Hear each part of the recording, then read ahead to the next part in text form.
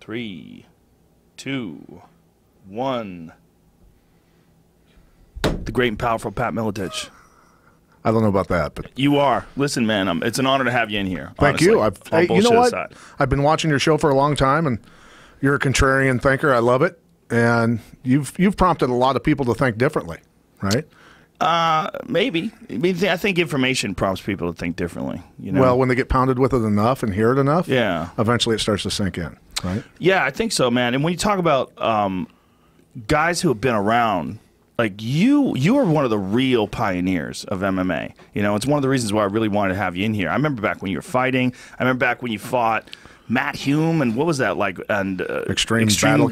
Yeah, that was John Peretti's thing. I mean, dude, you've been around. You've been around. You were the early days, bare knuckle. Yeah, yeah. No, you know, and the thing is, I always tell people. Did you fight Dan Severn? Yeah, yeah. We fought to a draw. Who was 270 pounds at the time? Yeah, and he was still obviously pretty tough back then, still pretty mobile. It was not a fun fight, I can tell you, carrying his weight around for 30 minutes, but it was tough. But Matt Hume is the guy that made me realize that I wasn't a fighter yet, because I was 15-0. I think I was ranked 4th in the world. I fought Matt, ragdolled him for basically the whole first round, threw him around like a ragdoll, but he was just biding his time and waiting, and he caught me with some knees and damaged my nose. And the referee and the doctor stopped the fight, because back then it was very controversial. They didn't want a guy with a crushed nose or whatever.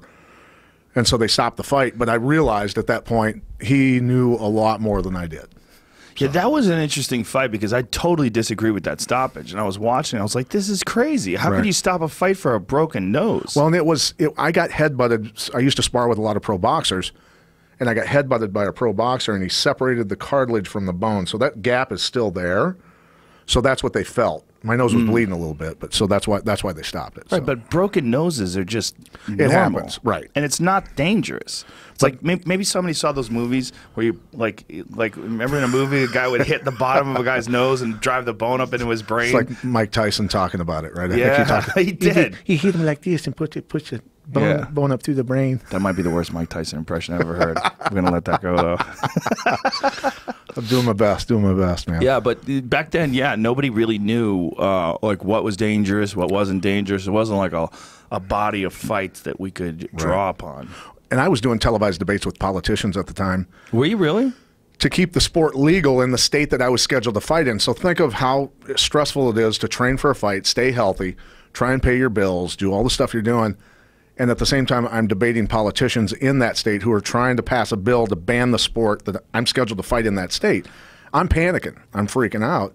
So I'd do my homework, and I'd get in debates like Representative Bolin from Illinois. By the time we got done with the debate, he goes, I'll agree with Mr. Miletich. He's obviously, you know, I think they expected to go into a debate with a punch-drunk boxer. Right, right. And by the time the debate was done, I'd crushed him, and he's like, well, maybe if we could just do away with headbutts, you know. That was his rebuttal at the end of it. Yeah, I mean, I see how they think, and I see that thought, but I think today, even to this day, I don't mind headbutts. I don't either, because you train for them. Yeah. If they're legal, that's what you're training for. And it's a legit technique. Like, why is it okay to slam your elbow into someone's face, but it's not okay to slam your forehand into someone's face? Right. And it's very effective. If a guy's tying you up in the guard and his head's right there, you can do that, and he can't really do it back to you. I watched when I was in my first no holds barred tournament in Chicago. God, I don't even remember the name of it anymore. It's been so long. But I saw a guy get headbutted 42 times in the first round, and he ended up winning with a triangle. Wow. He ended up winning the fight. It was Marcel Leverich versus this guy named Johnson, Mike Johnson, I think his name was. Marcel Leverich ends up losing after crushing him with headbutts. Mike Johnson's in the shower. They're running cold water on him, trying to wake him back up, and he collapses, and they have to throw in an alternate. Right? Wow. But it was, yeah, headbutts obviously were legal then. So. Wow. Yeah, headbutts, like, that was Mark the Hammer Coleman's Knees move. on the ground. Knees on the ground, knees to the head on the ground. Yeah. But, I mean, think about when Coleman was in his prime, he was all about headbutts. And when he fought Maurice and he took Maurice down, that was back in the days when headbutts were legal. Yeah. Maurice Smith, he defended against all that. Doing all of this. Yeah, it's just another technique. Yeah. But without that technique, it's sort of like when I when I realized that Taekwondo was very limited was when I started working out with kickboxers. And I started getting punched in the face. And I was like, oh, no. Like, what have I learned? I've learned this, thing that is only good if somebody doesn't punch you in the face. Like, this is terrible. But, you were an open thinker, obviously, and you realized. So the thing was, with early MMA, everybody was so tied to their technique. It's like being tied to a religion and refusing to see something else. Yeah, right? There was a lot of that. So guys who are Taekwondo experts, wrestlers, this, that, they were so attached to their art that they refused to learn anything else, and they just die because of it. Yeah. Right? They'd get crushed because of it. And I just early on went, these guys are dumbasses. Why wouldn't you want to know how to do a lot of things? You got to have a big toolbox. But there was always a lot of pride in your art, right? There was always a lot of guys like wrestlers who were only into wrestling, or kickboxers only into Muay Thai. They just want to stand up. They didn't want to go to the ground. They just wanted to stand up. And that just costs you in the long run, especially when you see like a real complete fighter, like a guy like Mighty Mouse. Like a guy like Mighty Mouse is the top of the heap. Trained by Matt Hume, right? Yeah, right, exactly. And he can do everything. Yeah. I mean, it doesn't matter if you're a wrestler. It doesn't matter if you're a kickboxer. You're fucked. You're fucked everywhere with that guy. Yeah. And it's because he's got this just incredibly well-rounded skill sets. And I think the days of the specialists, I think, they're still kind of here. I'm surprised that that's still the case. Yeah, there's a few guys that can still pull it off. But the guys that can pull it off are like the Damian Mayas or the Wonder Boys. Yeah. Like Wonder Boy's just such an elite striker that is, if he can keep the fight standing, he can kind of work a lot of guys. And because so many guys have not done karate and things like that, he's like a Rubik's Cube they can't figure out. Yeah. Right? Well, he's long in that weird sideways stance with that front leg. Yeah.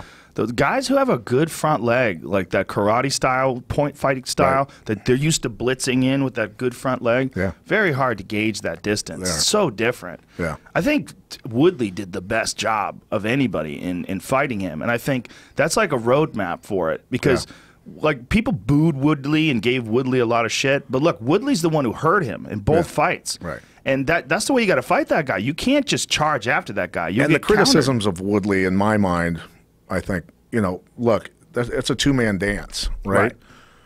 Woodley kept his title. Yeah. Ultimately, that's all that matters. You know what I mean? Yeah. If I'm the champ, I'm just trying to keep my title. I'm doing enough to win. I'm not there to be the most exciting fight. That was my mentality because I knew because I fought totally different before I got to the UFC. I was just a psychopath and go out and just go 100 miles an hour until the guy was done. Right. But once you get in the UFC, then it's, okay, we can cut you if you lose. Right. It's like, okay, now I got to change the way I fight. Well, there's also the win bonus. Right. I mean, especially now. Did they have the win bonus back then? Yeah, that to me is a real issue. I think a guy should be paid what they get paid. I think if you have a contract, the contract be for X amount of money. If you have points on the pay-per-view, that's on top of that. But the idea that your win or loss could be in the hands of what we have deemed completely incompetent judges. I see it every week. Every week. I mean, and you do a lot of commentary yourself in these smaller shows. I'd imagine sometimes it's even worse. I mean, we've gotten in trouble to the point where we had people come to us and go, look, the promoters at from different organizations, when there was really, really bad decisions. When I was working with Michael Chiavello especially, we were brutal on the athletic commissions, and we'd hear about it and go, you guys need to back off. I've heard it too. I've heard it from athletic commissions too. But I say go fuck yourself. Yeah. There's guys in there that are fighting for their life. They literally train for months and months. And someone who literally doesn't even understand martial arts is giving these guys a decision, a loss or a win. Yeah. And that's 50% of their money. I mean, that's crazy. I remember the first time I witnessed it as far as a coach when my IFL team was fighting in Texas. We were fighting, I think, Boss's team. And I looked at the judges, and all of them, one of them had a bouffant hairdo, an old lady, and then two old guys with white hair. And I went back to the locker room, and I go, guys, you can't let this go to the judges. They're like one foot in the grave and the other on a banana peel. They know nothing about what they're watching. Like, we are in deep shit if we can't do it. Well, I think boxing is a very complicated art, and I think it's a very difficult thing to score, but it's way more easy to score than martial arts are. Absolutely. There's so much going on. When a fight goes to the ground, I mean, I have a friend who's a judge who literally said to me in the middle of a fight, one of the female judges, or referees rather, judges, one of the female judges turned to him and go, what is he doing? Like, what is he doing? The guy was going for a Kimura. What is he doing? What is he doing? Adelaide, what are you doing? Adelaide Bird, right? Yeah.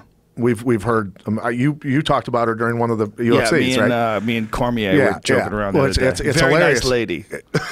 Very nice lady. Yeah. But like I said, my mom's a really nice lady too. I wouldn't want her judging any fights. But I said to Adelaide Bird before the Pride in Las Vegas, Lawler was fighting in that one, right? And I thought, I'm just going to ask. And I walked up to her and I go, excuse me, I'm new to the sport. Could you tell me what a triangle choke is? And she looked at me and went, and just walked away. She walked away. Yeah, she just looked at me. Maybe she knew who you were. Maybe she's like, this is a trap. Fucking Pat Miletich is trying to trap me. Guy with cauliflower ears is asking me a question. Exactly. That's true. New to the sport. That's hilarious. You probably had a transparent grin, like you couldn't hold it back. You know those grins? Just it's sad that it goes on. It's awful. They suspend fighters constantly, but when are they going to start suspending referees and judges? I think I've only seen it one time. I agree. I mean, judges and for sure referees as well. But I think that the real thing that's so disappointing to me is that there's a wealth of martial arts experts out there. Like there's so many. Yeah. There's so many good coaches that would be great judges. There's so many great ex-fighters. Yeah. There's so many people that are just really well versed in martial arts that'd be able to tell. And I also think 3 people is a ridiculously small number. I think for you're like 5 judges. Yeah, like 5 judges would. I think we would lose a lot of the shitty decisions. That's a good idea. Because if it's 2 and 1, and like there's sometimes when you get a split decision, you're like, what in the fuck? Yeah. Like one person saw this completely wrong, and the other 2 guys got it right. Thank God the other 2 guys were there. Well, if there's 5 people, and this happens more than once, you say, okay, well, we got a weak link here. Yeah. Let's get rid of this person. Right. Let's get rid of this person. Yeah. One judge will have it unanimous one way, and the other judges will have it unanimous the other. Yeah. It's like, how the. It's impossible. They should be held accountable. Someone should have to sit down with them and say, "Got to explain. Like, what are you seeing? Like, let's watch the round. Yeah. Sit down with me and tell me how you think this guy who's getting the fuck beat out of him is winning." It's criminal, dude. Some of the kids I've seen screwed out of. It's heartbreaking. It's heartbreaking. And it literally is like stealing money from these kids. Yeah. You know, I mean, I just don't like the win bonus, man. I just think it's I don't think anybody fights harder for it. See, and I don't even necessarily subscribe to, fight of the night and knockout of the night and stuff like that. Yeah. I don't. I think they just bring back the yellow cards for stalling type stuff. Right, but how Pride did it. Yeah. Right. I think that's a great way to do things. And when Pride did it, what did they take, 10% of your purse? I think so. And and they would end up, I mean, you get DQ'd eventually, right? Yes. They'd pull the red card and you're done. Right. If there was more than 1 yellow card, you'd get DQ'd. So they would give you a yellow card if they thought that you were either doing something illegal or if you were not engaging. Just stalling, whatever. Yeah. I mean, in college wrestling, they knew that they had to change things, right? They had to speed up the action.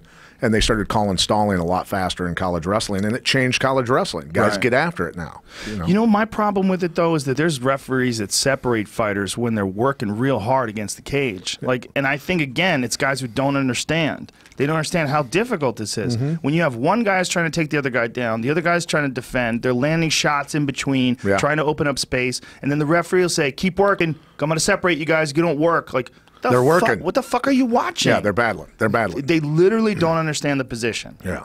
And that's a giant problem. Think about how many referees have never truly trained. Right. A lot. A lot of them. And if they did train, it was a long fucking time ago. A lot of the guys going in there with big fat guts, and they just... How many times have you called fights in all the years you've been calling fights and been saying, he's out, he's out, he's out, stop the fight, stop the fight, stop the fight? I wonder if you're so close to it that you don't see it as well. That's not an excuse. It's not an excuse. Because, you've trained for so many years in martial arts, right? You know when somebody's unconscious from a choke. You know when a joint's getting destroyed. You know, you've been around it enough. You've trained high level enough where you see it. You can see their stomach where it's going in and out really hard. You know they're unconscious, right? Right. Where referees look at somebody and their eyes are wide open. Well, his eyes are open, so he must be conscious. You're a moron. Yeah, you don't understand. Right? Yeah. What are your thoughts on forcing tap outs, like if a guy gets his arm broken? Like, that's a controversial thing. Like if stopping a fight. What do you think about Tim Sylvia and Frank Mir? Yeah. Tim got his forearm snapped. That was a crazy one, because in that one I kind of agree with Herb, because it wasn't an elbow. It was the middle of the arm. Right. Both forearm bones went at the same time. And so I didn't see that angle, right? Tim's back was to us in the corner. And Herb stops it, and Tim gets up and he's like, what the, doing a great acting job. Yeah. Right. Tim, for whatever reason was able to pull that off. I mean, that's not a pleasant feeling, obviously, having your arm snap in half. Right. And Tim gets up and he's like yelling at Herb. I go in, I start yelling at Herb, and Herb's like, Pat, I swear to God, his arm is broken. He's, please. And then I see the replay on the big screen, and I go, all right, Herb, all right. Well, I remember the crowd was booing, and then we played the replay back, and I'm like, watch it right here, snap, Crunch. and you hear everybody go, oh! Yeah, and then I told Tim, I go, wave to the crowd when we walk out of the cage with your broken arm. So Tim goes like Jesus this and waves. Christ. And then we got backstage, and the doctor looked at it, and I go, how bad is it? And he goes, oh, it fucking hurts. This hurts. Yeah. Yeah, it was bad. So the doctor the doctor that did it was a good friend of mine, orthopedic guy, who I trained for many years. He was a bull rider at one time, and then became an orthopedic surgeon, and then trained with me in kickboxing. Right, tough guy, tough dude from Texas. I would imagine. And he goes, I've never had to order plates for a tibia bone to replace. To put somebody's forearm bones back together. He goes, they're as big as the normal human's tibia. Oh, yeah, Tim's a giant. His bones were massive. He goes, they don't even make, I had to use tibia plates. Wow. Yeah. Did that heal 100%? Yeah, yeah. Because it took a long time, though, right? Like he really struggled with that. Right. That was, I remember him saying, thank you to Herb Dean for saving his career. Yeah.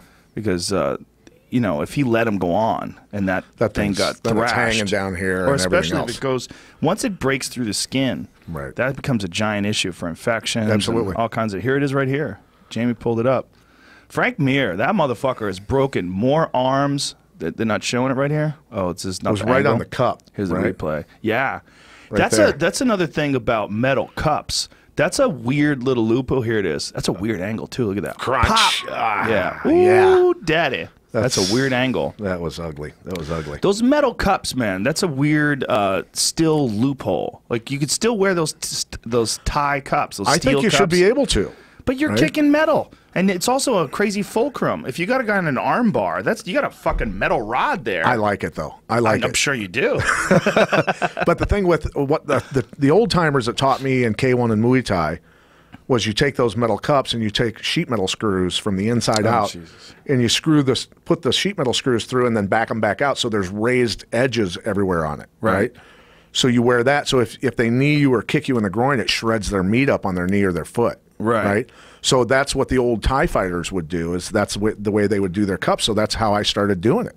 So if they're going to low blow me, they're going to shred their freaking leg up. The problem with that is it also works if you get a guy and you mount him and you drive that thing into his sternum. Then you've got like barbs you're shoving into his sternum. That seems like a weapon. It seems a little bit like a little cheating. There was a couple other guys that did that back in the day, especially the Chicago circuit, because I was fighting kickboxing in Chicago a lot. Was Chicago like a rougher circuit? Dude, it was.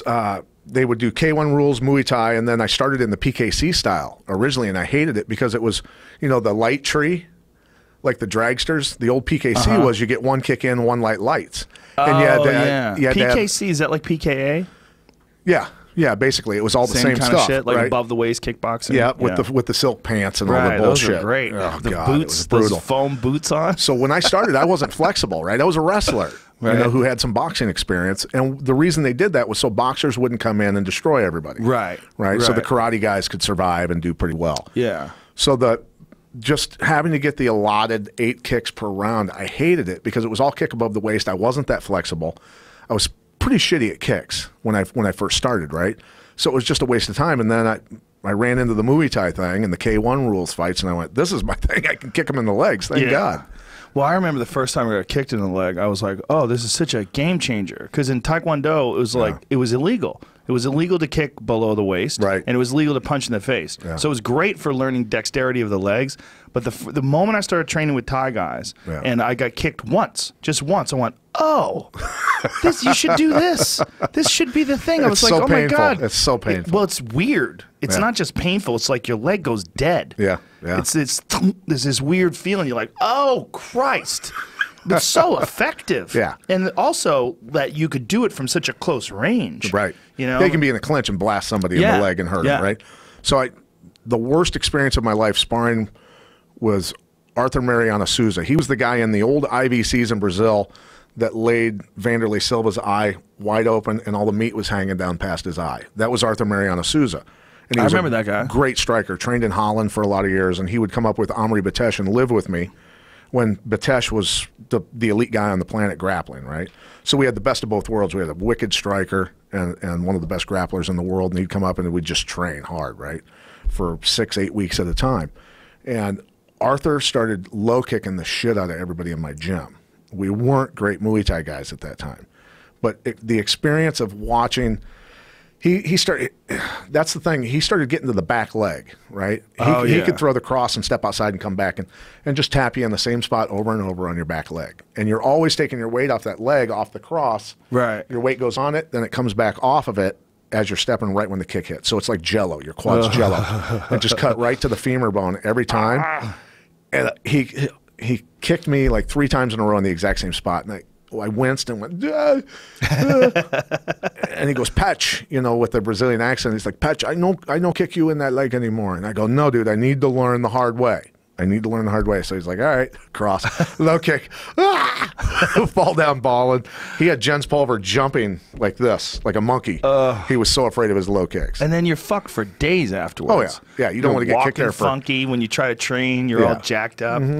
Yeah, it's an amazing skill that the Thais really figured out how to do it right. I mean, Kyokushin obviously had it. A lot of martial arts had it, but man, the Thais figured it out. Yeah, it's kind of crazy when you think about this one small island, this one small country, right? And they, because of gambling and because they had all those fights, and they just figured out a totally different method of training, a totally different method of fighting. Yeah. Pretty impressive. When you think about the history of Thai fighting between the Laotians and the Thais during times of peace, the soldiers would fight each other and all that sort of stuff. Just a bunch of scary people, and they're the nicest people in the world. The nicest people. You couldn't meet any nicer people who would completely wreck you. It's so weird because, like, when you meet Thais, especially even Thai fighters, they're so friendly. Yeah. They're so friendly and humble and warm. And then when you watch them fight, you're like, Jesus.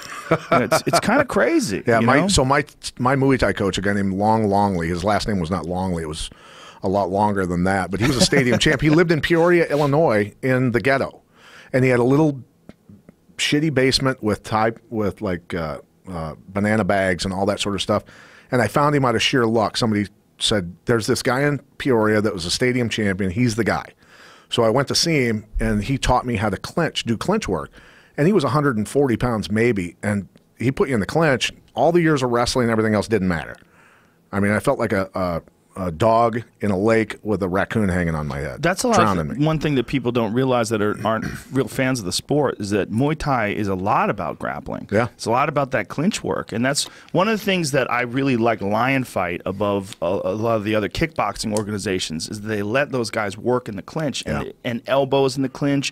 It's again, like we were saying about headbutts, these elements are very effective. Yeah. So why remove them?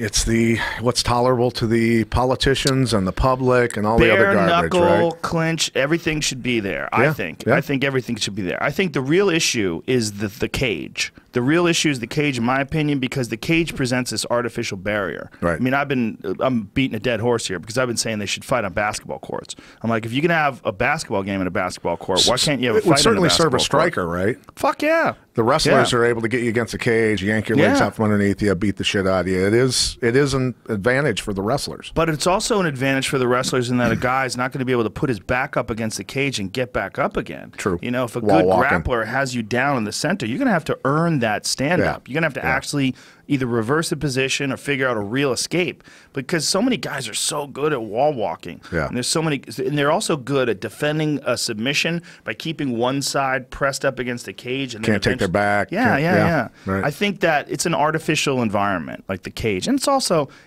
it's hard to see. Like if you're in the audience, I mean, it's actually better sometimes to be home watching. I like the boxing rings for fights. I mean, they go through the ropes now and then, whatever, right? But it's a lot better for people at home watching and for the live crowd. There's just not that cage barrier, that focus problem for the eyes and cameras, right? I agree. I think Bellator actually nailed it with their kickboxing ring because they put this big circle around it so you can't fall through. Like, remember when Bernard Hopkins fought Joe Smith in his last fight? He went through the ropes and landed on his fucking head. Yeah. I mean, this is a terrible way for a legend to go out. Yeah. Like, it's the ropes were loose and he gets clipped while he was already going down. he just goes right through the Yeah, hole. yeah. That's ridiculous that he could fall 4 feet and land on his fucking head like that. That was the fight where Bernard was talking tons of shit before the fight, right? Was he talking a lot of shit? Yeah, he was talking a lot of shit. Well, it was his last fight, you know, Yeah. and he probably realized. I mean, Bernard Hopkins was getting his ass kicked by Antoine Eccles, who trained at Pena's boxing gym in Iowa, where I trained. Right? Antoine was scary, dude. He was scary. He got sidetracked and derailed by horrible management. They really screwed his career up. But he was the scariest boxer that I have ever seen and been in the gym with. I mean, that guy he's looking like he's punching at half speed and just crushing people with 16-ounce sparring gloves on. wow. Just destroying people. Yeah, I remember Antoine. Antoine went down to, it was South America, Ecuador, or wherever the hell it was. That was when Norris was fighting Simon Brown. Terry? Terry Norris. Terry Norris or The smaller one. right? Yeah, Terry. Yeah. Yeah. Michael Nunn was defending his title there. Oh, wow. And Antoine Eccles got on the card because Michael Nunn was the pound-for-pound best fighter in the world. He was out of Davenport, Iowa also, where I live. Right. So they were doing a bunch of sparring. They were training down there, getting used to the altitude. And Antoine walked into the gym, and he started sparring with 3-time world champions and beating the shit out of all of them. And they go, dude, you need to back off. You need to stop this. And it's a month out from the fight. He doesn't care. He's knocking the shit out of all these 3-time world champs. And they go, and basically what Antoine said to all of them was, if you guys can't handle it, stay out of my ring. Like, I don't care who you are or what your titles are. I'm going to wreck you. So toughen up. I own the ring now, right? That's how good he was. What do you think about that kind of sparring, though? I think it's great. Do you think it's great to just go to war? I just, you can't, there has to be a limit, obviously. Because the Thais don't do it like that at all. Well, here's the thing, though. That's because of the low kicks, the knees, the elbows, all that sort of stuff. But it's also because they fight a lot. Right. Yeah, they're fighting every week. Yeah. So that's your sparring. But, the thing is, you can't, and I say it a million times, I've said it for years, you can't become a race car driver by going down the highway at 55. You just don't have the reaction time. You're not used to that high speed, that high endurance, everything else that goes on. You have to get used to that, and everything slows down eventually, right? With experience and time, things slow down for you. I can remember when I first started fighting kickboxing, and everything was like a tunnel this big. And all I could hear was me breathing. Right. Right? Just Didn't from hear nerves anything and else. adrenaline. But then later on in my career, you'd see punches come at you, and you'd move this slow. Yeah. But it was actually... Right. You know what I mean? So it happens with time, and you've experienced that with everything you've done, right? Yeah, you with just become martial arts. more accustomed to it, and then you become more relaxed. But I wonder, is there a way to keep the speed, but at least take something off the shots? Or do you think that's the thing is where you put the shin pads on, the headgear, the 16-ounce gloves, you go at high speed, you go hard, you hit takedowns hard, all that sort of stuff, a couple times a week. But, you can't take that kind of punishment constantly. But, mornings would be conditioning, strength stuff, technique, all that sort of stuff. Then nighttime was, more high speed, hard takedowns. And as a coach, I had to look and go, all right, tonight's takedowns. But if I saw people getting tired, fatigued, and sloppy, I knew an injury was about to happen. Right. Okay, let's go to the ground now, get in the guard. Let's go from there. Let's do some ground and pound drills, this and that. Right. So I think, it's important to go high speed until you start seeing mistakes happen because of sloppiness, fatigue. That's when people get hurt. Then you got to, pull the reins back on everybody. When you were running your gym, the Miletich Fighting Systems was the gym. I mean, you guys were the kings. You got to think about who came out of your gym. Matt Hughes, Robbie Lawler, Jens Pulver, Tim Sylvia, and then a host of other killers that people just forgot. But, we had a lot of people, obviously, that would come and train with us. Rich Franklin, Dave Monet, who was 85-pound champ for a while. He was one of the best martial artists I've ever seen. People don't even know about him. The guy was incredible. Trained with Greg Nelson for a good portion of his career, obviously. But I think we had 92 people made it to televised careers, and I think 30 or so made it to the UFC. That's pretty impressive. So it's, when I added it all up, somebody asked me to do that, and I added it all up, and I went through all the televised cards that I remembered. It was, I think, 92 people, and I thought, that it's pretty impressive. We had a lot of killers. Yeah, and you also were the first big super gym. Right. You were the first big American gym that was producing world champions. Besides the Lions Den, I guess. That's true. The Lions Den too. Yeah, I guess they were the first. We had a good. So you guys we had were a good all in the rivalry mix. with them. Yeah, though. We had a good that's rivalry. true. Well, the Lions Den didn't produce as many world champions. We really basically had Frank and Ken, and who else came out of the Trey Lions Den? Telligman. Yeah. Guy Metzger. Guy Metzger was a world champion. Yeah. Yeah. Yeah. Metzger also had that kickboxing background too. You know, he had more of an American style kickboxing background too. Yeah, and the wrestling. He had wrestled before and stuff, so that helped him. He had some great fights in Pride too. Mm-hmm. Yeah. Absolutely. Yeah, Metzger was super legit. He's a smart guy too. You know, Metzger's an interesting fellow. When you hear him talk about fighting and talk about his career, he's very open and honest about it. And he's into the holistic health now. You know, he's pretty wise to that. And I tell you what, if you talk to him long enough, he'll have you sold on some products. He will. He'll have you sold. Dude. Yeah. But you know, he's a guy that he suffered through that Vioxx shit. You know, that Vioxx stuff that people were taking for getting heart arthritis. attacks and all that. He had a stroke. Right. He had a stroke through Vioxx. Yeah. They pulled that shit off the market. Yeah. And when people were taking it, a lot of people were getting strokes. And I think someone Vioxx and commented to him. Celebrex. Was Celebrex another one? Celebrex was bad too, yeah. There's a lot of weird drugs that people were taking for arthritis. That I guess it was like a blood thinner, right? Is that what the idea behind it? Yeah, and it was a lot of professional athletes who were suffering from inflammation and pain and getting beat up and stuff. Were all taking it, and it was wrecking people. Yeah. But anyway, back to your gym. Like when you guys were doing it, you guys were kind of creating the roadmap. I mean, there wasn't really a lot. I mean, the Lions Den had their crazy. The initiation that they would do, right, where they would run you through this insane gauntlet that was similar to what I guess Ken had to go through in Japan. Right. So Ken had put that together. They had, you know, they had their own little methods as well. I shouldn't say little methods. They had their own. They were very big and very crazy. Yeah. But you guys, like, there wasn't like now you have ATT, you have TriStar, you have all these different gyms you could sort of model after. You know, you got Rufus's camp. There's all these different places we could say, oh, all these elite fighters come out of here. How are they doing it? Oh, I've trained with these guys. I know their methods. Here's what they do for strength and conditioning. Here's how they take. Here's how they do their recovery work. Yeah. You guys were basically at the front of the line. There was nobody back there for you to look at. Right. Well, I was lucky enough to be, like I said, I wasn't a world-class wrestler. I was a good wrestler. I beat some very good wrestlers, but I was not by any means even remotely world-class, right? I had some boxing experience. I'd been around some great boxers, so I at least had that to start with. But I recognized, you know, I want to be good enough to spar 12 rounds with a world-class boxer and hang. And go an hour straight with a world-class BJJ black belt, and go back and forth with them and battle tooth and nail, to be able to hang in the Iowa wrestling room during the summer with the Hawk Club guys who are absolute beasts and friggin' throw you around and bounce you off walls, and spar with good kickboxers and be able to do all that stuff and then understand how to put it all together. And I think that you know, at least enabled me to explain grappling and wrestling to a striker from a striker standpoint and vice versa. You know what I mean? Right. And so that was understanding angles from a striking standpoint, from a wrestling standpoint, and being able to explain it and understand people. And then you got to read people, you know, their personality, right? You got to coach everybody different. You can't coach everybody the same way, because some people want to get screamed at and some people want a pat on the back and a hug. You know what I mean? It's just you got to read people differently. Personalities are a big deal.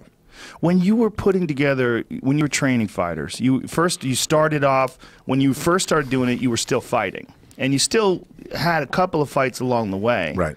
But when you were putting together, like, training, say if you were training a fighter for a big fight in the UFC, how did you put together their camp? Did you leave it up to them in some ways? Did you just have them attend regular group training sessions? Did you give them individualized attention? I would give them individual attention, definitely.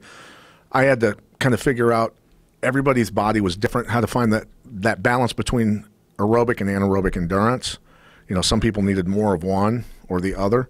And then they'd come to team training, and everybody, you know, you got 40 guys in the room who are all a bunch of killers, and you just get new guys, and everybody was pretty good about knowing this guy's getting ready for a fight. Don't fucking hurt him. You know, that's really important. Right. You know, so we were pretty good about, as a group, looking out for somebody but pushing them to their limit constantly, or double teaming them constantly. You know, every minute a new guy jumping in on them type stuff and doing that sort of. You know, so it was, and obviously, you know, helping a guy like Hughes who wasn't the best striker. We got to do what we can to get him better at it. You know what I mean? Or a striker who can't stop a takedown. We got to figure out how to help this guy. I got to put him with a bunch of wrestlers and just have him constantly sprawling, and guys would alternate and shoot and make him work it. You know, it was just different for each guy, I guess. So. Now, did you have anything specific that you would do in between camps? Like, say if you had a guy like Hughes and you say, like, he wins his fight, now he has some time off, would you start working with him on specific things? Like, would you have a program? You'd say, like, Matt, we really got to tighten up, you know, your stand-up defense, or we got to work on... You know, if they were healthy and stuff like that, absolutely. You know, there was just guys that... It's so hard for people to be well-rounded. It really is, especially when you're that good at one thing. You know, Hughes was such a powerful wrestler that, and so good on the ground that it was, you know, it was a challenge. So we had to definitely work, you know, extra with that. Well, Matt was the first guy who was a really great wrestler who also was outstanding at submissions. Right. He really changed the game because like when he hit that far side armbar on George St. Pierre, that is a very technical move. Right. And to have a powerhouse wrestler hit that in a world title fight, it's like that. To me, I think Matt doesn't get enough credit. Maybe it's just because, you know, time passes and you start looking at George St. Pierre, you start looking at all these other guys. Tyron Woodley was the champ now, and you sort of just forget like that. Matt was the blueprint. This is what happens when a really strong, powerful wrestler learns and absorbs the ground. Right, that's a scary dude. Yeah, that's where you go. You're not a BJJ guy. You're a catch-as-catch-can wrestler. Right. You know, you understand how to destroy somebody, control position, beat them up, and hit, you know, power submissions, finesse submissions, all that different stuff. Yeah. You know, and when Hughes was in his prime, I remember when I refereed his second fight, and he destroyed some poor Brazilian. And the guy was a really good, legit black belt. And Hughes beat him half to death, and it was in Chicago. I refereed it. And I walked up to him and I go, dude, you ever come to Iowa, I know I'll make you a world champ. There's just no doubt in my mind. That was the only guy I ever said that to. The only guy I ever recruited, to be honest with you, for the most part. So Hughes shows up. He drives 3.5 hours from Hillsboro, Illinois. I've got bronchitis at the time, which made it even worse. And he goes, here I am. Let's get this workout in, right? So we wrestled and grappled, you know, takedowns to submissions, everything else. And about 30 minutes into it, I can't breathe. And this guy is a monster. I've had him in 50 submissions, and he's shaken out of all of them, literally. Just like bounced me off walls. He's so fucking strong. I couldn't believe it. And I was a strong guy. I mean, at the time, I was probably benching 365, could dunk a basketball and run a 4.40. So I was not a slouch athlete when I was in my prime. And I couldn't believe this guy. I had never experienced somebody my size being this strong in my life. That farmer strength shit is real. It is real. And I grew up having to wrestle farmers, trust me. The Royce Algers and all those psychopaths, right? Yeah. But I said to him, I go, hold on, man. I go, I can't breathe. I got bronchitis. And he goes, fuck you. He goes, I don't care what you got. I drove 3.5 hours. We're working out. And he grabbed me and fucking train doubled me onto my back all the way across the room, slams me. I was like, all right, we're here. Let's get it on. So I got him in one guillotine. I lifted him off his feet. I ran him backwards and ran him as hard as I could, ass first into the wall. I mean, I was trying to kill him. I was so pissed because he's just a freak. And he went limp. He went unconscious for a second, so I let go of it. He slid down the wall, hit his knees, woke back up, and train doubled me again onto my back. And we're back at it, right? And so we get done with this hour-something workout of just go, go, go. And I look at him and I go, dude, what are you on? And he goes, what do you mean? I go, what are you taking? Are you on some fucking steroids or what? And he goes, and he got pissed. And he goes, don't ever accuse me of that again. He goes, fuck you. He goes, don't ever say that again. Never. That was like the one thing where if somebody said anything like that, he was so offended because he was just a farm boy. His brother was friggin' just as strong, if not stronger. Yeah, his brother was a gorilla too, and his brother fought in the UFC once, right? Yeah, and walking back to the locker room after that fight, his brother Mark goes, "That wasn't really all I expected. It was fun, but I don't enjoy that much." Wow. And he killed the guy. He beat the shit out of him. Right. Yeah, that's interesting. Yeah, I mean, even identical twins, they don't necessarily think identically. Right. Yeah.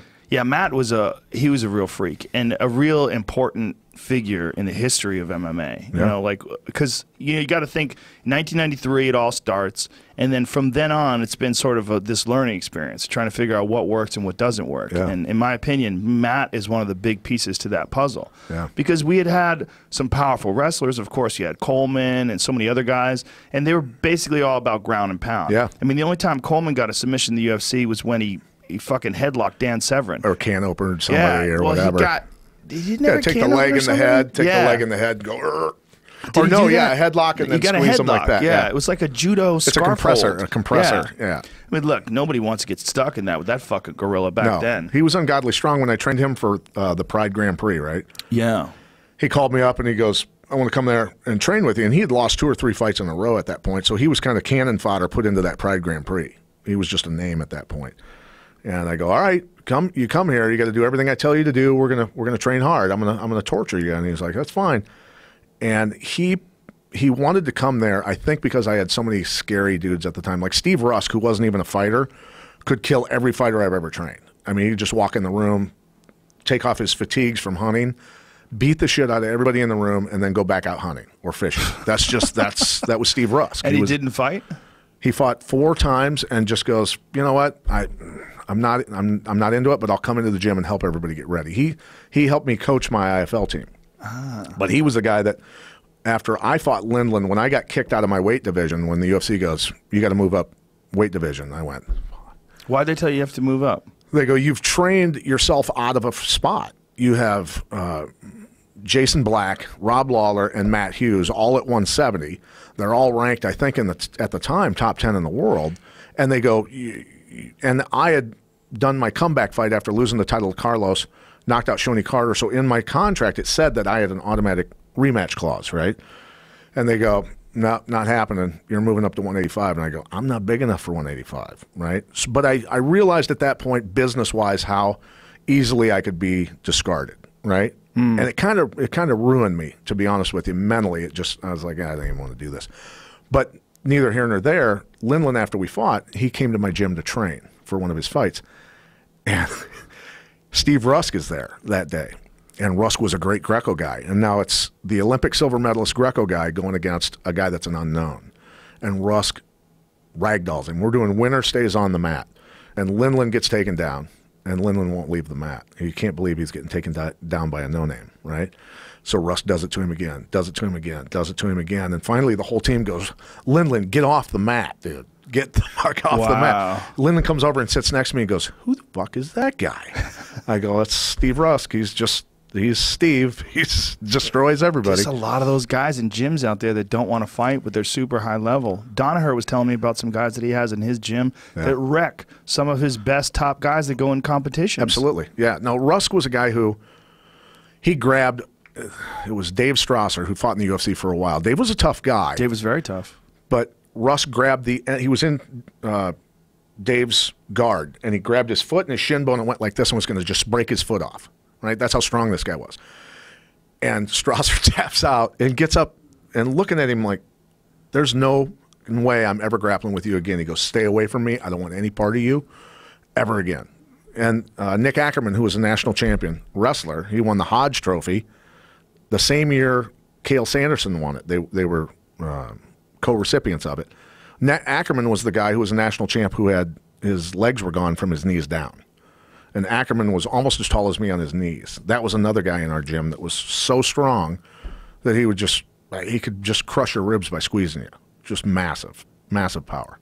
It makes you wonder, like, what would it be like to grapple Karelin when he was in his prime? Because even the great grapplers would grapple him and go, what in the fuck is that all about? He was gut-wrenching people and snapping spines. Yeah, right? Literally snapping spines. Like when guys would flatten out, when you'd see a 290-pound man panic, like lay down flat on his stomach and try to flatten out and do everything they can to keep from getting launched.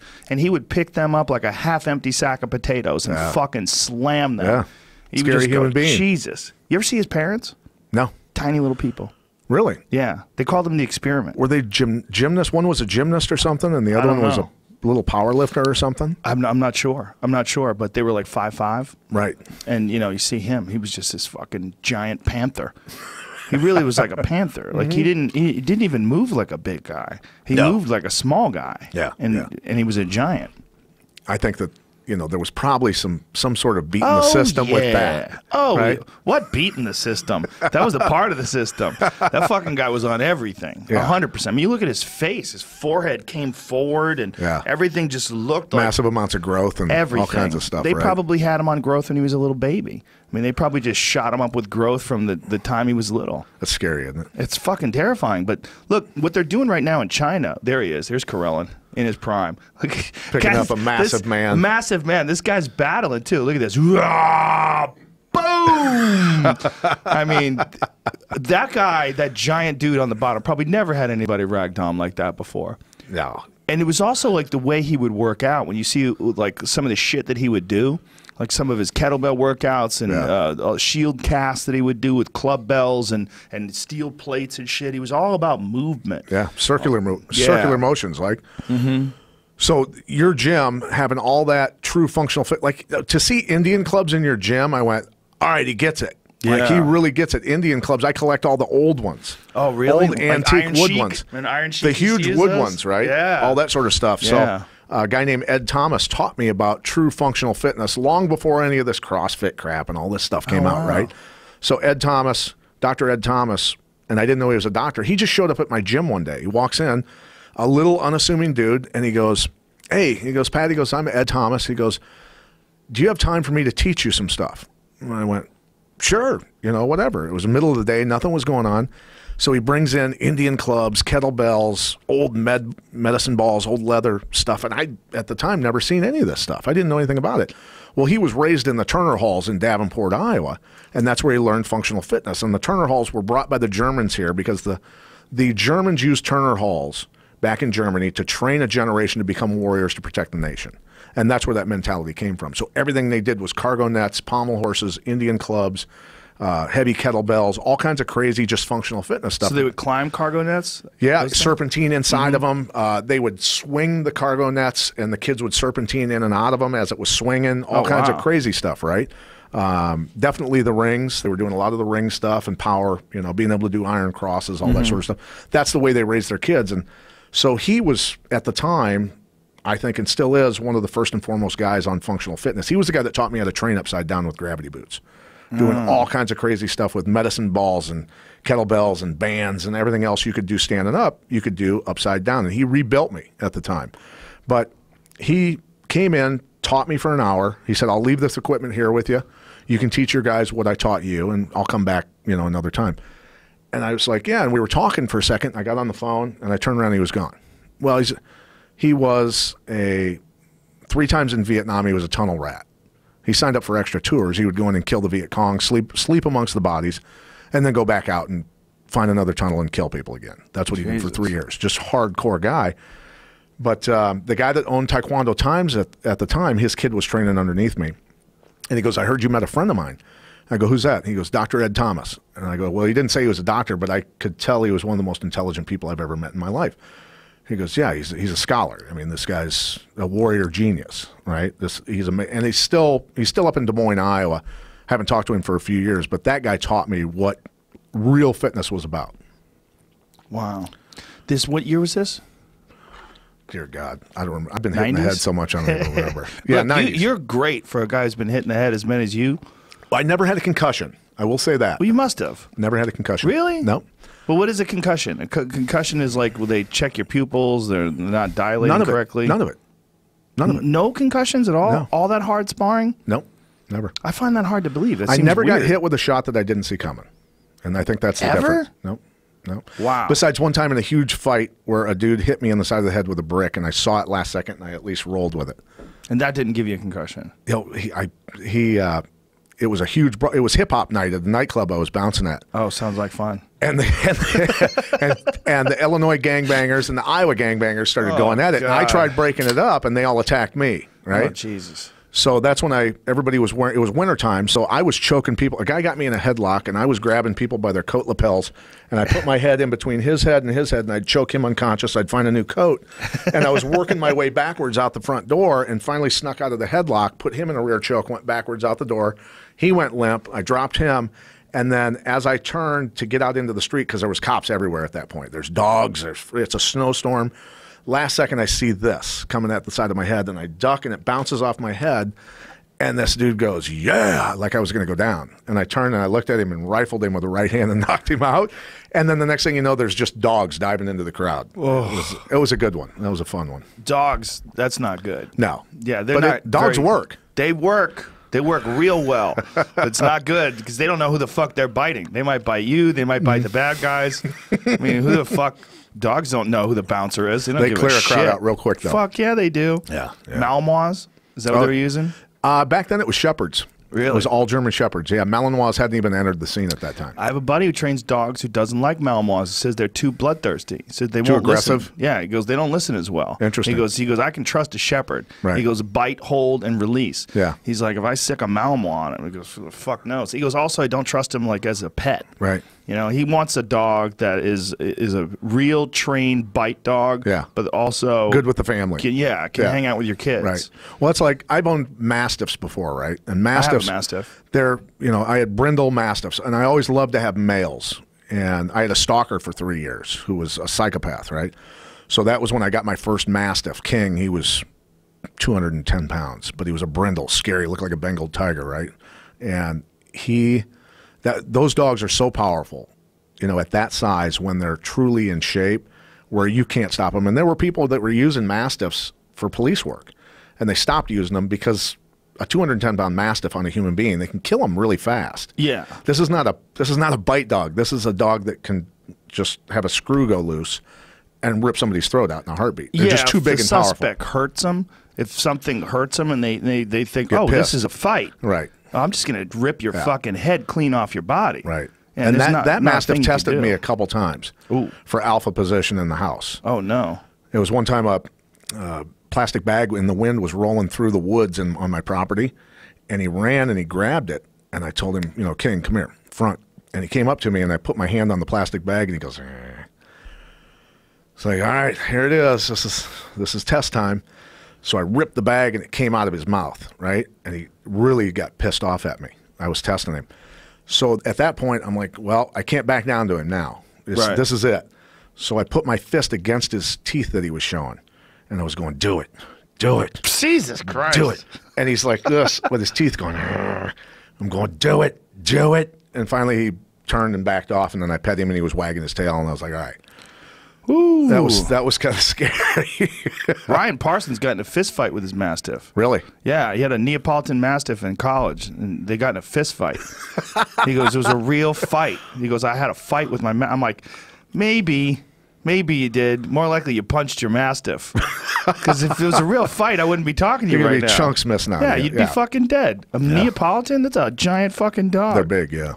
I have a Regency Mastiff. Okay. They're half Mastiff, half Pit Bull. Oh, wow. He's about $140. That's a beautiful dog, I bet. He's a great dog. Yeah. He's old now. He's like 12. Okay. He's had some years under him. Just socializing really good? Oh, he's a great dog. He's the best. Like, Gets my along kids with everybody. could ride him. Gets along with every dog, every person. That's good. I got him because his dad was on Fear Factor. His dad was an attack dog on Fear Factor. Put people in a bite suit and they try to run away. And his dad was also the dog that they modeled. They used him for CGI for the Hulk. Remember when the original one of the Hulk movies with Nick Nolte and Eric Bana? Nick Nolte was the bad guy. He was the Hulk's dad, and he'd injected Hulk serum into his fucking dogs. And so the dogs would get to a certain point and they would, they'd get angry and they'd fucking roar and they would Hulk out. Would they turn green? No, they were just big. Okay. They didn't turn green. Yeah, it seems like they should, right? Maybe they did. No, I don't think they did. I think they just... Look at him. He's looking for it. Jamie found it, yeah. Oh, dear God. Look at that. That's scary. That was like real bad CGI too, boy. When you watch that movie, it's funny because that wasn't that long ago. Right. I think that was only like 15 years ago. What year was that? If you had to guess. 15 years ago. They've come a long ways with CGI. Yeah. So his dad, my dog Johnny Cash, his dad Curly was in Fear Factor, and that was literally what he was built like. Wow. But smaller than that, obviously. That's when he hulks out. So they took him and sort of exaggerated him. Huh. Basically looked like that. You could find him. Just Google Regency Mastiff Curly. He was a famous stud. He's a fucking ridiculous dog. But the thing about the dog was, when we had him on the set, he would just fucking chill. He was a black dog, so none of those are him. There's probably a lot of dogs named Curly. It's all right. It doesn't matter. But the dog was just so friendly. Yeah. Like, and then when it was time to go, when they put the bite suit on people, it was hilarious because we were using Malinois for a while, and you get like a big football player type dude who's about 240. Couldn't bring him down. They can't bring him down because they could hold on to it, and they could. That dog's only 60, 70 pounds. You throw him around. Yeah. Curly'd grab a hold of you, and it would be like they got hit by a truck. They would just go flying and crash to the ground. And one of the ones that we did was actually my friend Ed's girlfriend was on the show. Yeah. And I knew her before, and I was like, oh, Jesus. I felt bad because she weighed like $110, and they're putting her in this fucking bite suit. God. And then Curly hits her like literally like she got hit by a tree. Like someone took a tree, one of those swinging trees, and just boom. Did she get hurt?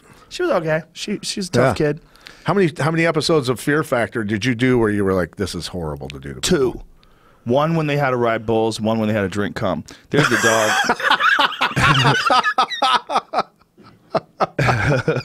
See, the dog hits these people, just boom, get down, bitch. Like, you're not going nowhere. Oh, nice.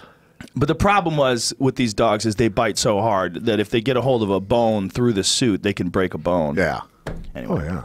Anyway, great dogs. You had people drink cum on Fear Factor? Yeah, they drank cum. I never saw. What was it, like bull It never cum? aired. It was donkey cum.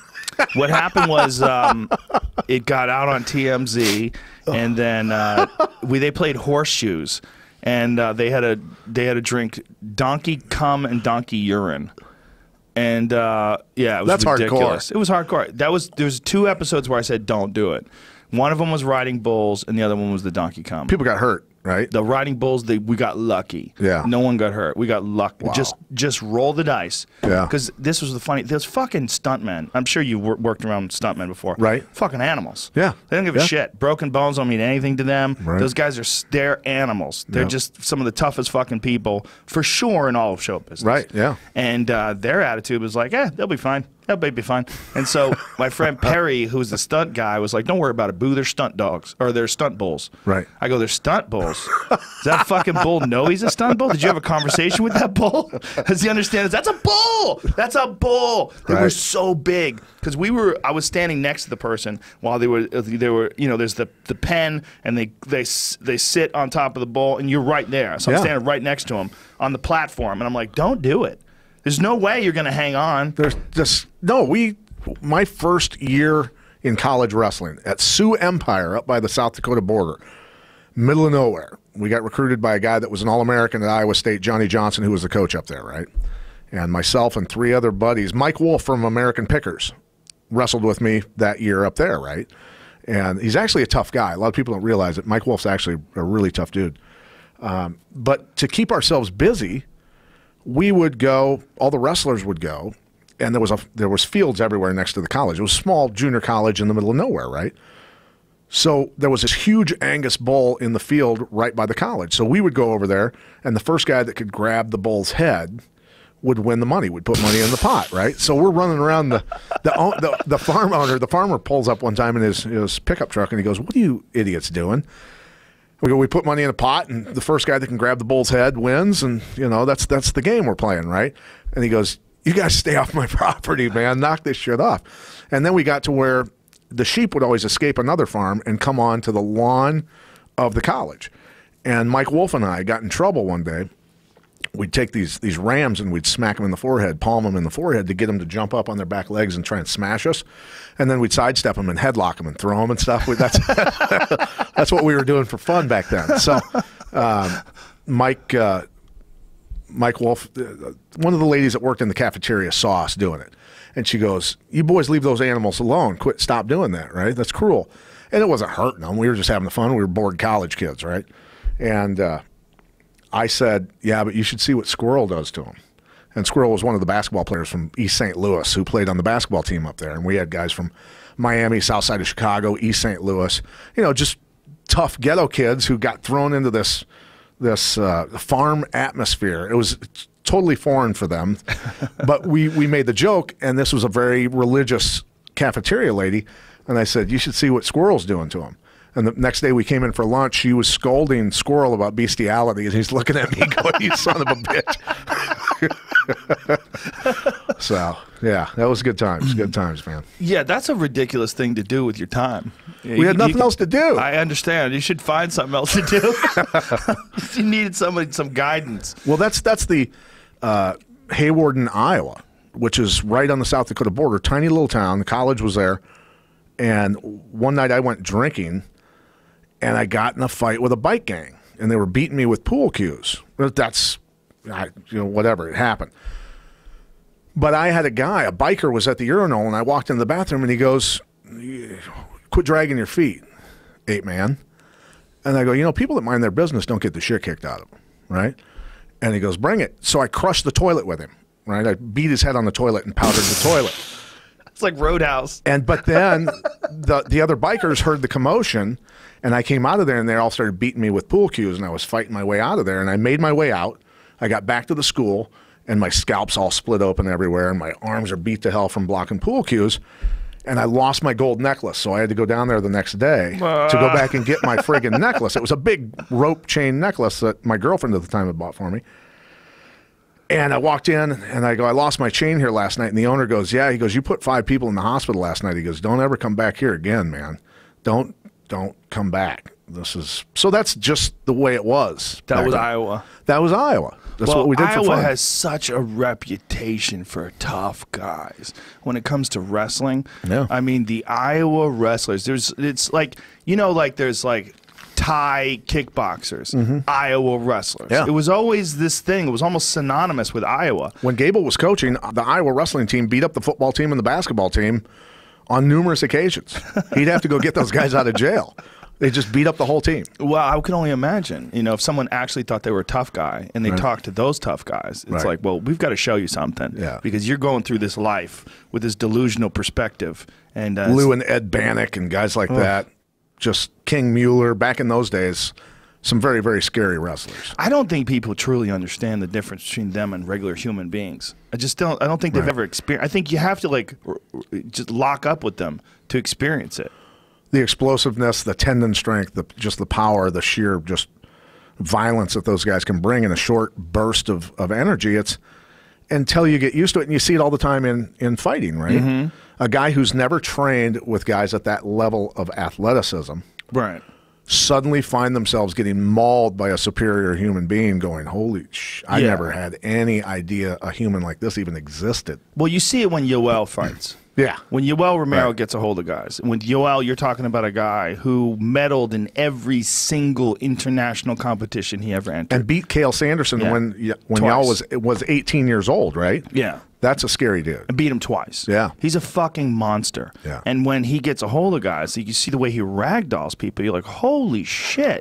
But that's what it is. It's just this next level athleticism, next level strength, next level technique. And then also just being forged in the competition of that Cuban wrestling program. Right. Did you see the podcast I had with him last week? No. I had him on last week with Joey Diaz, and Joey Diaz translated for him. Okay. And they went back and forth. Like, Yoel was try to speak as much as he could in English, and then Joey would sort of translate the stuff that he couldn't. Right. But he just detailed his time in the system, in the Cuban wrestling system, and how intense it was. I mean, think about it. Communist country.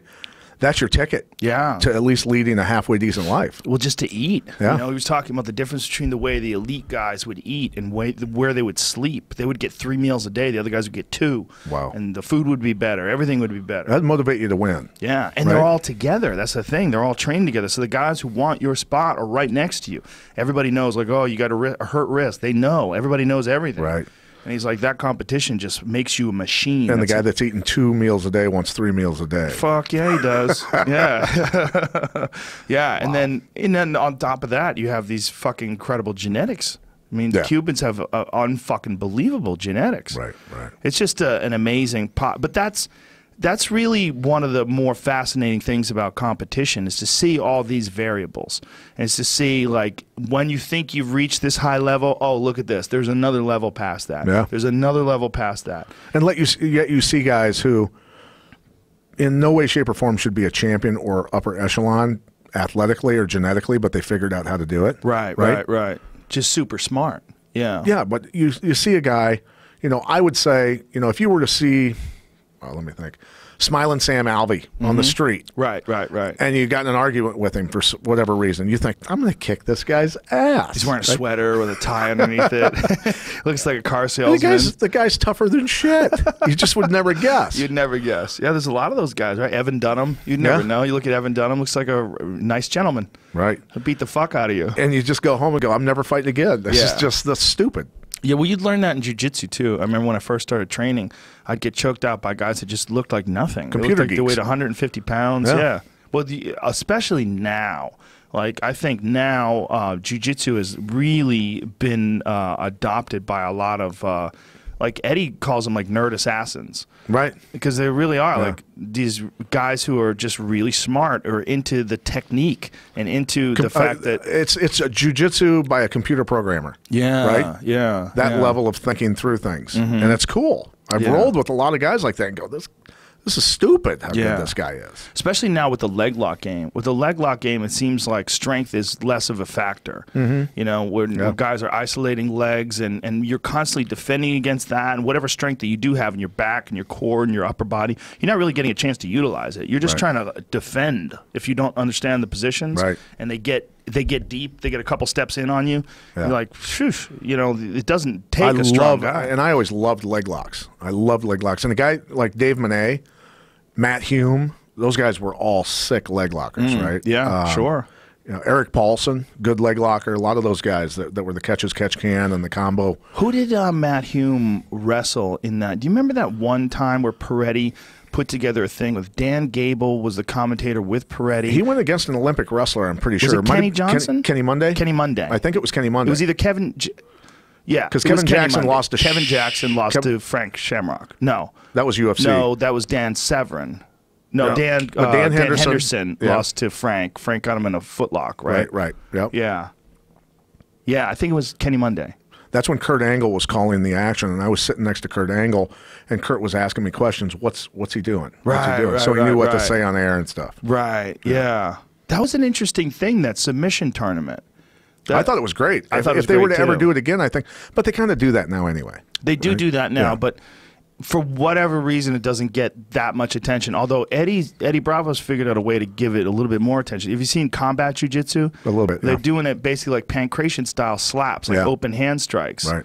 And you know, it opens up. It's also like what we were talking about before with there's some stuff that you can get away with in MMA because there's no headbutts. There's some stuff that you can get away with in other styles, like in kickboxing even, because there's no clinching and there's no elbows. Right. There's all these different little things. Well, with jiu-jitsu, there's a lot of positions where a guy could just smack you in the face. You'd have to let go of the lock. Right. And now guys are doing that with combat jiu-jitsu, and it's a good intermediary step between. I think it's a good way to find out if you're meant for MMA too. That too, yeah. Right? Yeah. I find Eddie.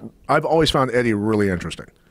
He's a trip. He's definitely a trip, and you can tell he's a thinker. You know what I mean? He's a very analytical guy, a very analytical grappler with great flexibility. I just always would watch him and go, this guy's fucking slick, man. Yeah, he knows a lot of shit, especially when it comes to jiu-jitsu. And I'm talking, you know, I'm going to see him tomorrow morning. Oh, really? What are you doing? You know, Sam Tripoli? Sure, I know Sam very well. Yeah, so I'm doing that show, and Eddie's going to be there. I want him to explain Flat Earth to me. He's not going to be able to. I want to know, man. Well, this is what it is. Eddie thinks that everybody's lying, that everybody, and NASA and the government, and because of that, I believe he has a blind spot. And that if they're telling you the world's round, he's saying, well, it can't be round. Right. And it's not a good way to think. No. But it's the same reason why he's so good at jiu-jitsu. It's because he sees an idea and he just pursues it and chases after it. And he turns it around. Right? Jiu-jitsu's like, it's all, you know, it's all quantified. It's all right there. Two bodies. It's all very simple. There's no mystery. Right. You know, it's just a figure. It's just figuring out a puzzle. Yeah. But I can see how people get that way because I was a guy who, you know, not to go off on a tangent, but I think it's fun to think about. In 1971, when I was, you know, a young boy standing in line in Albia, Iowa with my grandma and my mom when the farm collapse was happening, when Nixon took us off the gold standard, right? Shit fell apart for the farmers right away. And my grandma was one of the first people in line to get her money out of the Farmers National Bank in Albia, Iowa. And she got it out. And I remember still to this day standing there and asking my mom and my grandma, what the hell is going on? Why is this happening? What's going on? You could see the panic. The farmers went for blocks, right, from all around that part of Iowa. And it just I think that's what started the wheels turning in my head about being a contrarian thinker. You know what I mean? Well, there's real conspiracies, and Yeah. there's real things where people misunderstand the actual facts. Right. Flat Earth's not one of them. No, It's just not. It's just not. I mean, there's so many stuff. I mean, look, snipers use the curvature of the Earth to calculate ballistics. yeah. It's a real thing. You Right. know? I mean, there's plenty of shit that's not real. But I want Eddie to That's a tell me. real thing. I want him to explain It's it to going to me. be frustrating. I don't know if he believes it anymore. He might have let it go by now. I'm hoping he did. Right. I don't talk to him about it anymore. We had a few conversations about it on the podcast, and initially he thought it was stupid. He thought the flat Earth concept was stupid, and then all of a sudden he started being open-minded to it. I'm like, what the fuck are you saying? Like, what in the fuck are you saying? This is crazy. And he's like, and he kept going to they faked the moon landing. Like, it's not even the same people. Right. Like, if they did. That was a long fucking time ago. You're talking about people right now. There's satellites all over the world. There's a lot of people that think satellites are fake. I think Eddie thinks dinosaurs aren't real. Yeah. Wow. Yeah. You know what's interesting? And and the first time I fought in the UFC, I went into, thanks dinosaurs are, Yeah, it hurts. Hurts my head. I went into the production trailer at my first UFC. I wanted to see what was going on in there, right? That always intrigued me, Right. how TV was put together, right? And I was lucky enough to bring my daughter to one of our broadcasts with Access TV, and Lonnie, he's the expert to find the satellites. He's got an app on his phone. Have you ever seen guys do that? No. He has an app on his phone where he can punch it in and do this across the sky and spot all the satellites, right? Oh, interesting. So he knows how to dial into them, call up, know the coordinates to turn the dish towards, and lock onto a percentage of the satellite, receptor to get it beamed back down, all that sort of stuff. So he was teaching my daughter how all that stuff was done, and it was the first time I'd ever seen it. I was like, this is pretty amazing stuff. But yeah, you can see the curvature of the Earth and how the satellites are set across the horizon, right? Well, you could track satellites. The thing is, these guys don't even believe in satellites. Here's what the problem is. If someone has no interruption and they put together a video, and that video, they're articulate and they sound calm, they use big words, and they show you images that they're claiming show that the Earth is flat, that there's an ice wall outside of Antarctica, and that the government won't let you go there. They start saying all these things. If there's no one there, like Neil deGrasse Tyson type guy there, he's going, hey, no. That's not true, and here's why, and here's how we know, and here's what we found out, and here's a test you can do yourself, and here's how you can figure it out, and here's what you could find online, and like for the longest time they were trying to say that there was no full pictures of the Earth, that the Earth, like every photo you see of the Earth is a composite. No, there's a fucking Japanese satellite called the Himawari 8. It takes full images of the Earth, high resolution, every 10 minutes. You can go Google it. You can watch them. There's the NASA has one too. There's giant photos of the fucking Earth from 22,000 miles out or whatever the hell it is. I'm like, it's real. Right. Yeah. It's fucking real. Like, there's a lot of shit to think about that's fascinating. That's not one of them. Like, that's been solved. No, there's a lot. I'm into the geopolitical and domestic policy shit. Yeah. Right? That's where I was drawn more about what's really going on, behind the news, all that sort of stuff. This is bullshit. And I was lucky to train a lot of law enforcement and then military, high-level military, and get connected to intel guys who go, Pat, we need to talk. Like, no, you're completely off. Let me explain things to you, right? It was like, as far as like, what were you completely off about? Well, I can tell you what I was right about when I called up my buddy and I go, hey, 4 years ago, whatever it was, 4.5 years ago, I go, we're funding ISIS, aren't we? He goes, oh, yeah. NATO's the go-between guy. What do you think? Al-Nusra, ISIS, friggin' Al-Shabaab, what do you fucking think? So why do they fund ISIS? To take out Syria. It was obvious, right? The Mujahideen in Afghanistan was to friggin' take out the Russians. But the way I looked at it was, when that was going on, funding the Mujahideen was to bankrupt Russia, right? Right. We wanted them to go bankrupt, and it worked. Reagan was a genius in that part. The diabolical part, of course, is Russia and America both fighting over the resources of Afghanistan. Right. But ISIS was just, that's some weird shit. When you have a 50,000-man army just appear out of nowhere with professional cameramen and editors and producers and directors making the high-level films that they were putting out, where it's every 3 seconds they're cutting different angles, professionally put together films of people being burned, I go, This is too weird. This is too weird. You know what people stopped talking about? Do you remember when they blamed Benghazi on some bullshit video? Movie? Yeah, some video that someone made. Right. Was it like the Tears of Muslims or something like that? Or I forget that. Nobody even knew it existed. Nobody knew it existed, and everybody knew it was bullshit. Right. And they were pushing that as a narrative, like this is what was the motivation behind. And everybody was like, "What?" Have you had Peranto on your show? No. Who's that? Peranto's What's his name? Former SEAL. What's his name? Peranto. That's his whole name? P-O-R-O-N-T-A. He like his last Roseanne? name's Peranto. Oh. But I think he's a former SEAL. There were several SEALs, obviously, that ran to try and help the ambassador and some of the other guys. Peranto lived through it. But, you know, when he talks about it, they're moving massive amounts of weapons through Libya, into Syria, into other places in the Middle East, right? It's just a fact that it's happening. And that whole thing going down, I think, was a way for them to just cover it all up and remove and erase any people that knew about it. You know what I'm saying? That's the way it spells out to me pretty obvious because it's documented. It's all documented that weapons were being moved. And if you look at arsenal weapons manufacturing in Bulgaria, so Diliana Gotenshaiba, who I had on my podcast, The Conspiracy Farm, right? She was the Bulgarian reporter that got fired. I didn't know you had a podcast. Yeah, it's called The Conspiracy Farm. Oh, okay. Yeah, I want to Google it. We don't start the conspiracies. We just add the water. But I've got. I like the name. Yeah, my co-host Jeffrey Wilson. He's a really bright guy. Cool, it's a great name. Yeah, so we have fun with it. T-shirts? Can I wear a Conspiracy Farm Dude, I was going to bring you one, and he couldn't ship me one. So I will. That's all right. I will. Okay, I'll wear one. So it's a barn Shout with out to CT Fletcher. It's a barn with a satellite and a satellite dish down next to the barn. Oh, that's hilarious. So that's it, right? And are you doing it out of Iowa? Oh yeah. Perfect. Yeah, it is, right? But Arsenal Weapons Manufacturing, she exposed the ISIS fighters took her to their weapons caches, and there was massive amounts of artillery rounds, depleted uranium stuff, small arms stuff, and it was all Arsenal weapons, Bulgarian weapons, right? And she got fired for exposing it. Now, at the same time, Silkway Airlines, who is a Azerbaijani airline, their manifests got exposed by Bulgarian Anonymous with manifests of all the white phosphorus weapons, the depleted uranium, artillery rounds, all these shipments, massive shipments, going into Turkey, going into Libya, going into the Ukraine, right? Where a bunch of shit was going down there. And every one of those places, who showed up to broker the deals? John McCain. Whoa. John McCain, right? And look, we can't prove it, but there's people telling me that potentially there's an offshore company that owns a big percentage of arsenal weapons manufacturing in Bulgaria, right? So that's the kind of stuff I'm going in. I'm into. Who's causing it? Why are they causing it? The truth. I'm just a truth seeker, right? Which you seem like that kind of guy.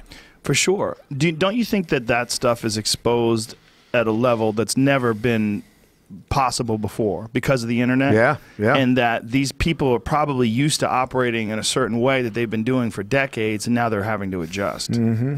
Yeah. Well, and people like you just doing these podcasts and talking about it, which opens the minds of other people and has them thinking about it. Who are the people screaming the most? And I wasn't even a Trump supporter, right? I'm a Rand Paul guy. You got a fucking Rand Paul shirt on. Right. I was a Ron Paul guy.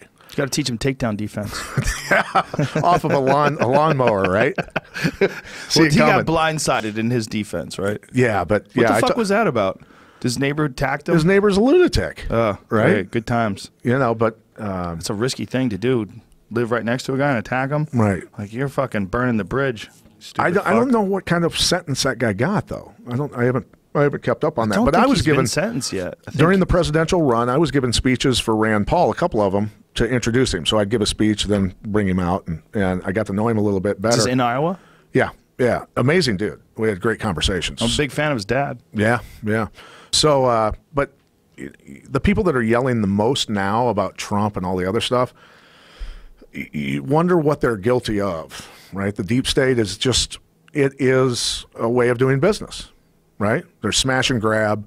There's pay to play. Smash and grab is me, as somebody who's very powerful in government, going after an industry, crushing it, ruining its stock, and then my buddies buy the company, right? When the stock collapses, and then bringing it back up, like the GI Bill for University of Memphis. We go after it no longer will there be any GI Bill money put toward that? The stock goes from $100 down to $3. Obama's buddy goes in, buys it, then they go, we're going to allow GI money to go back into it now. Stock goes back up, right? That's the kind of shit that's going on. It's some bad stuff, and we just do our best to follow it, educate people, and we have a lot of people who say you're a nut. You're wearing a tinfoil hat. What were you just talking about, Jamie? About something that you'd seen about politicians being exempt from insider trading rules? Someone on Twitter, I'll find the name later, but if this guy, he told me about this guy. His name's Peter Schweizer. He's a Stanford professor. Secret Empires. That's the book. He wrote this That's book. the book you want to. He wrote Clinton Cash also. Yeah, there's another book that he hit me up to about. Yeah, but this is the one that he just. Have wrote. you had him on your show? No, I have not. That's a guy to have on your show. Okay, I would man. love to have him on. Yeah. How the American political class hides corruption and enriches family and friends. It's Without insane. a doubt, that shit's real. Yeah. Without a doubt, that shit's going on. I mean, look, we were just talking about this recently about how half of what it is to be president is to get yourself into a position where after you're out, you can make these crazy speeches for these bankers. Like, Right. why is that? Like, I mean, it's almost like a Man, I tell you what, policy. there was a time when a good friend of mine who was an agent for me at the time got me involved because of all the years in MMA and martial arts. I'd met people from all over the world who had eventually moved into positions of power in government or cities or this or that. And so they said, we want you to help us get our foot in the door to sell waste-to-energy projects. So it was basically a facility that burns anything garbage. I mean, you can burn tires in the thing at low oxygen levels, so the emissions are very low, but it generates electricity, right? And in Europe, it was everybody from the city, province, that country, and the European Union. Everybody wanted a piece of the projects, right?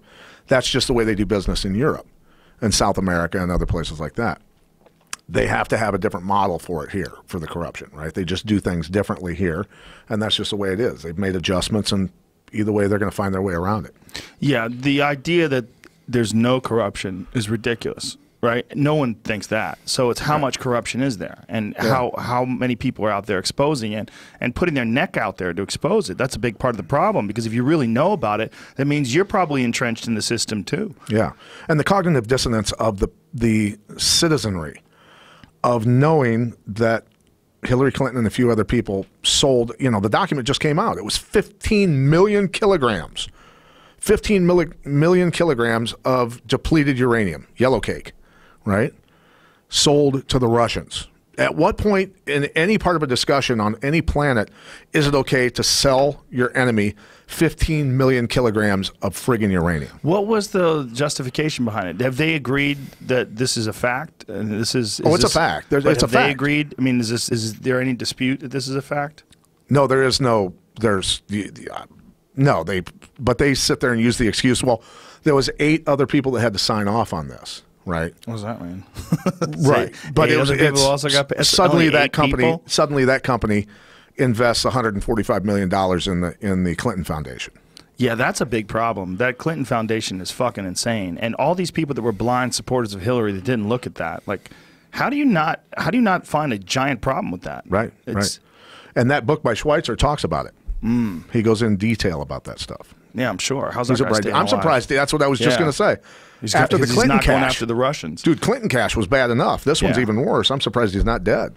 I wonder how many people are actually reading it. I feel like they think that there's always going to be a certain amount of that stuff out there, and they just tolerate it, and they just, as long as it's not really fucking up their business, because it's not. The politicians are still allowing it. Right. Law enforcement's still allowing it. No one's really going after them. It makes you wonder, like, if Hillary had actually gotten into the White House and she faced the same scrutiny that Trump is facing right now over the Russian probe. Which we know none of this would be uncovered had she won. Right. We know that. Right. Yeah. All of this stuff would have been swept under the rug. Yeah, most likely. All this stuff with McCabe and Strzok and Page and Comey and all these people of going out of their way to try and derail Trump to get these FISA court friggin' surveillance friggin' warrants to spy on a president-elect and then a sitting president? Are you kidding me? At what point are people not charged with treason for that, right? When they were doing this spying before he ever won the presidency. Don't you think that if he was doing something wrong with the Russians, they would have friggin' made it mainstream news and busted him for it? Yeah, there's for sure some dummies in his staff that made some inappropriate meetings and had some. I mean, they definitely had some intentions. Well, but if they had something on him, the way I look at it is this. I mean, if you win the presidency, I'm going to send whoever is underneath me. If I'm the president, we have to have meetings with diplomats from other countries to make the transition. That's part of the deal, right? It really is. That goes on. That's just the way it is. Right, but that's not what they're talking about. They're talking about before the presidency. They're talking about having meetings with Russians long before, right? Where they'd planned this whole thing out. Look, they got nothing. They're all dirty. They got nothing. They got nothing. I mean, if they had something, it would be out there. You know, it's that projection and diversion and everything else because the Podestas were doing lobbying for the biggest friggin' Russian bank in the world, right in Washington D.C. That never comes up. It's almost like there's too many things to pay attention to. It's like they did everything. They just how do you keep up? Yeah. How do you corral it all With the everything, corruption from the stock market to natural resources to everything? Right. It's almost there's too many things to pay attention to. Yeah. It's mind-boggling. It's like a giant room full of spaghetti. Yeah. And you're in the middle of it, just doing this. It's fucking insane. That's a good way to put it. Yeah. That is what it's like. Yeah. It does that to your brain when you try to comprehend all of it. When we do shows and we talk about this stuff, it's mind-boggling. How many episodes have you done? We've only done like 50 so far. But we've got listeners in 130 countries, so we're doing pretty good. That's nice. We're excited. Well, you get more now. Yeah. For sure. Well, because you're kicking ass. Thank you. Well, promoting it here, right here. Conspiracy Farm. Go. Go download it. Check it out. So when you started this out, what was the intention? Just something you're interested in? I did Jeffrey's podcast. It's me speaking to you, and at the very end of it, it was 3 conspiracy questions, true or false, right? Okay. And I said, can I elaborate on them, though? Because it might be something that I've actually researched. He goes, yeah, sure. So at the end of it, he asked me, I forget what the questions were, but after we were done, I go, hey, I've always wanted to do this podcast, and I want to call it The Conspiracy Farm, and I want to talk about geopolitical, domestic policy stuff, and he goes, I love it, man. He's like, yeah, let's do it. Yeah, absolutely. So we've had great guests, a couple Navy SEALs, former Spetsnaz terrorist hunter. Well, if you're going to do Sam Tripoli's podcast, Tinfoil Hat, just understand that it's a different kind of conspiracy theory podcast. It's like, is Bigfoot psychic? Like those kind of questions. Oh, dear God. And expect to get a contact high from the room. I've always wanted to ask you about the George St. Pierre stuff with UFOs. I think it's head trauma. Yeah? Yeah. Or did he have sex with a hot green chick? Maybe he did. But if I had to guess, the way he was describing things is very similar to the way people describe things when they've experienced excessive head trauma. Really? Yeah, because he misses time. His memory's not good. Right. Like he'll get home and then he'll have groceries that he bought and left in his trunk and not even realize it. And then he'll go out to his trunk and they're rotten. And he's like, I don't even remember going to the store. Wow. The alien. Wow. So I think he's got this idea that these glitches in his mind. Yeah. It's not a fucking coincidence that the guy got punched in the head. I think they did a stat before the Bisping fight. I think it was more than 800 times. Wow. He got hit in the head in his UFC career. Forget about all the gym training. Sparring, everything forget else, about all the other stuff. Right. And forget about the fights outside the UFC that he had before he got into the UFC. When he was in TKO, remember? Yeah. So he's experienced a lot of head trauma. One of the symptoms of head trauma is memory loss issues. Yeah. I mean, and Hendricks hit him hard, a lot. yes, he did. Yeah, and he's only one guy that hit him hard. I mean, a lot of guys hit him hard. Yeah. Matt Serra scrambled his fucking brain. Right. I mean, a lot of guys hit him hard. Yeah. And that's just outside of sparring. I mean, that's outside of everything else that he's done. Sparring with Rory McDonald and Wonder Boy and all the other guys that he had to spar with. Yeah. I think that's most likely what it is. Okay. People who've experienced a lot of head trauma, that's one of the real problems with it. Is what is the dude from the Chicago Bears, that famous guy? The quarterback from the Bears. McMahon? Yes. McMahon was on the cover of Sports Illustrated talking about it. Yeah. That he'll be in the middle of his living room holding his keys. He had no idea how his keys got in his hand, doesn't know where he's going. Wow. Like, where am I going? Like, why am I standing there holding my keys? You just forget stuff. Scary. Yeah, there's really scary connections. Yeah. Well, that's why it's so impressive that you, with your long fight career, you kickboxed, you boxed, you had a lot of MMA fights. I think I learned early on with kickboxing and boxing, I looked at the older guys and listened to them talk and went, I don't want to be that guy. So I started paying Right. attention to defense. I started watching films on great boxers with great defense, footwork, head movement, you know, all that sort of stuff, and it was the key. I never got hit with anything I didn't see. I think you have sturdy genes too. You got them Croatian genes. It helps. I'm sure it helps. So It helps. I'm the smallest Croatian on the planet. Like when you run into Croatians, they're all huge. Like Mirko Krokop type characters. Stipe Miocic, Right. who's a bear of a human being, Yeah, right? yeah. Super. But that's just. Have you ever seen the Olympic water polo team from Croatia? No. Fucking scariest dudes on the planet. They're Ackerman. all massive 6'8" guys that just will drown you. What happened to you? There was a time where someone claimed that you had neck surgery and you didn't. Like a doctor said something about it. I was training for a fight with Frank Trigg outside of the UFC.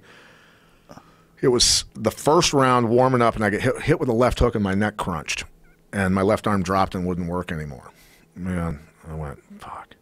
This is Just really, wouldn't lift at all? It was dead. It was dead. It went Like you dead. couldn't move your hand? No, everything was dead. Wow. So how long did that last? It was, well, here, I'll tell you.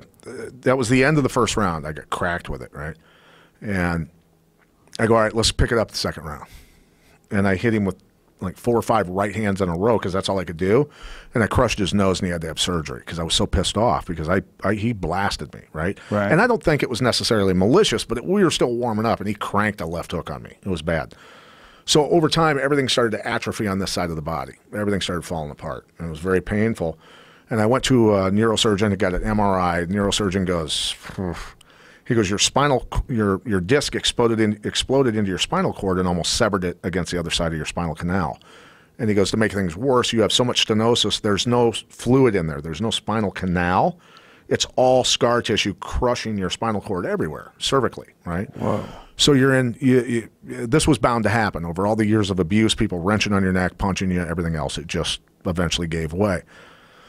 So he said, "You have to have surgery. You're Christopher Reeves if you don't. Like you fall off a ladder, you're done. Like you have to have surgery." And I said, "No, I'm not going to do it." Talked to another neurosurgeon. He said the same thing. Then I talked to my cousin at Johns Hopkins, and he goes, "You're truly a moron. You have to have surgery." And I said, "Fuck you. I'm not going to do it." So 3 guys tell you, 3 medical experts. So I rehabbed, and I got this to come back. How'd you do it? There was some neuro work by a guy at Palmer College of Chiropractic, which is in Davenport. He's Juring is his name, Dr. Dave Juring. He's the best athlete to ever come out of Iowa, but he's a genius when it comes to rebuilding the human body. He was the strength and conditioning guy for U.S. Olympic teams, some of the sports, and then was also on the bobsled team. Guy was a freak. So what kind of stuff did he do? He Decompression stuff? But he put me in weird positions on a table on my side, and they would they would put pressure points to stop certain nerves from working, all this other stuff, and tell me to move certain parts of my body. And trying So to get almost like Rolfing? rerouting of the nervous system, and got things going again, and rebuilt me. And I got to where this was back to 100%. It happened one other time where this side, and this arm's 2 inches smaller than this one, Yeah, I could see it. and my shoulder is gone here quite a bit. There's some things I just can't do. I mean, I can still do pull-ups and a bunch of other stuff. There's just things I can't do. I was wondering if my mind was playing tricks on me, but No, your right arm looks smaller. Boss went through the same thing. Yeah. Right. And this is in your neck right now? Well, my vertebrae have fused together on their own. They wanted to fuse them with What? chunks They of bone. fused together on their own? Yeah. So the surgery that they wanted to do to fuse my vertebrae together, my body did it on its own. Right. I've never even heard of such a thing. Oh yeah. Long enough when the disc is destroyed and dissolves, and then it just all grows together. So my vertebrae grew together on their own. Fuck. Yeah. That's one of the craziest things I've ever heard. Right. So My I just neck have is to be hurting careful. just listening to you. I just have to be careful because I've been paralyzed twice from the neck down. I got hit with an uppercut on the forehead. Wasn't even a hard punch. From Jesse Lennox. I was sparring with Jesse before my last fight with Thomas Denny. And he hit me with an uppercut. Wasn't even hard, but the whiplash shut everything down from here down. And I went ragdoll and dropped on my knees. Jesus. And when I was going down, I went, oh, my neck. And I knew that it was really bad. And then another time I got cranked from underneath here, and everything shut down again. But right Both before times the fight, uppercuts. No, this was somebody's head was underneath here headbutt. trying to bear hug me. Oh, okay. But the uppercut was right before the Thomas Denny fight, a couple weeks before. And I went, well, shit, I can't get hit at all now.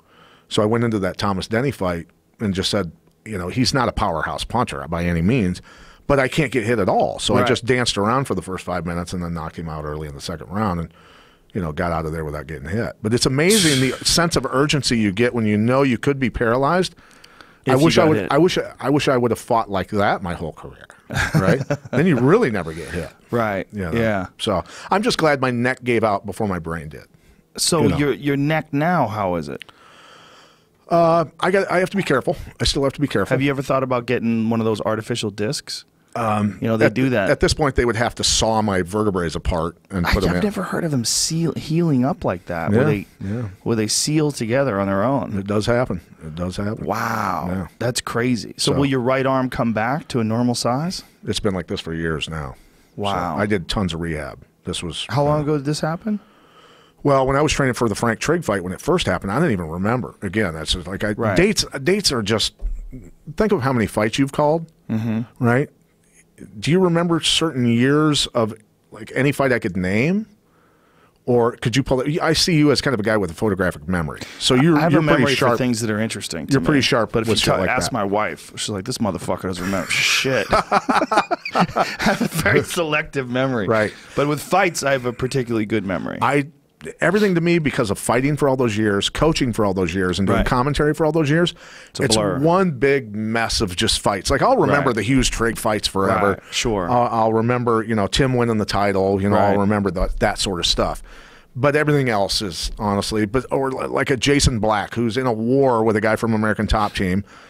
And he comes back and he sits on the stool. Some of the funniest shit I've ever seen was in fights, right? You've seen it. And I think you might have even been calling the fight. Jason Black sits down, and it's been a war for 2 rounds of just insanity. And Jason Black was a great wrestler, just tough as nails kind of guy. And I go, Jason, dude, stop boxing with this guy. Let's go out. Let's take him down. Let's get him on his back. Let's keep him there. Let's rough him up. And let's win this round, and we win the fight, and we get out of here. And he's doing this while I'm talking to him. He's just looking around at the crowd, kind of like this, and I go, Jason, fucking look at me. And he looks at me and he goes, yeah. And I go, what'd I just tell you to do? And he goes, go out and dance with him. And the Fertitta brothers are right there, and Dana, and they start laughing their asses off. And I go, whatever, go out and do what you want to do. So he went out. It turned into a brawl. He ended up losing the fight. Jason is one of the first guys that I saw cut weight to the point where I was like, okay, he might die. When he went to 55, he was a fucking anatomy lesson. You remember? Yeah. I mean, sure you remember. When he went to 55, that motherfucker had 0 fat. Right. It was crazy. And he was really a strong guy. I mean, if he got head position. Underappreciated. Underappreciated. Yeah, one of the toughest guys I've ever been around. I feel like he was a tweener, like maybe a little too big for 70 or 55. Too small for 70. Too small for 70. Yeah. I think there's been a few guys like that that were like real world class fighters, but the reality of those 70s is you're dealing with guys that are cutting from 205 and up. Yeah. And the reality of the 55s is that that's a fucking horrible strain for your body. Right. I remember. Seeing guys cut weight and be in a lot of trouble physically, right? Yeah. But our thing was always make weight no matter what.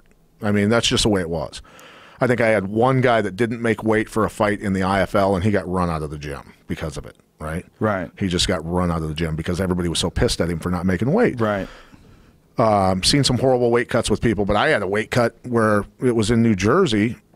The weigh-ins were the day of the fight. Which fight was this? Shoney Carter at Continental Airlines Arena. The weigh-ins were the day of the fight. That morning, right? Why? Just the way it was. And the way it broke down, the way it all went down was I had a new gym, a Gold's Gym, building a brand new house, had a brand new baby, and I had to win the fight to have enough money for the down payment on the house. Oh, Jesus. They're already building it. We already signed the paperwork. Oh, right? Christ.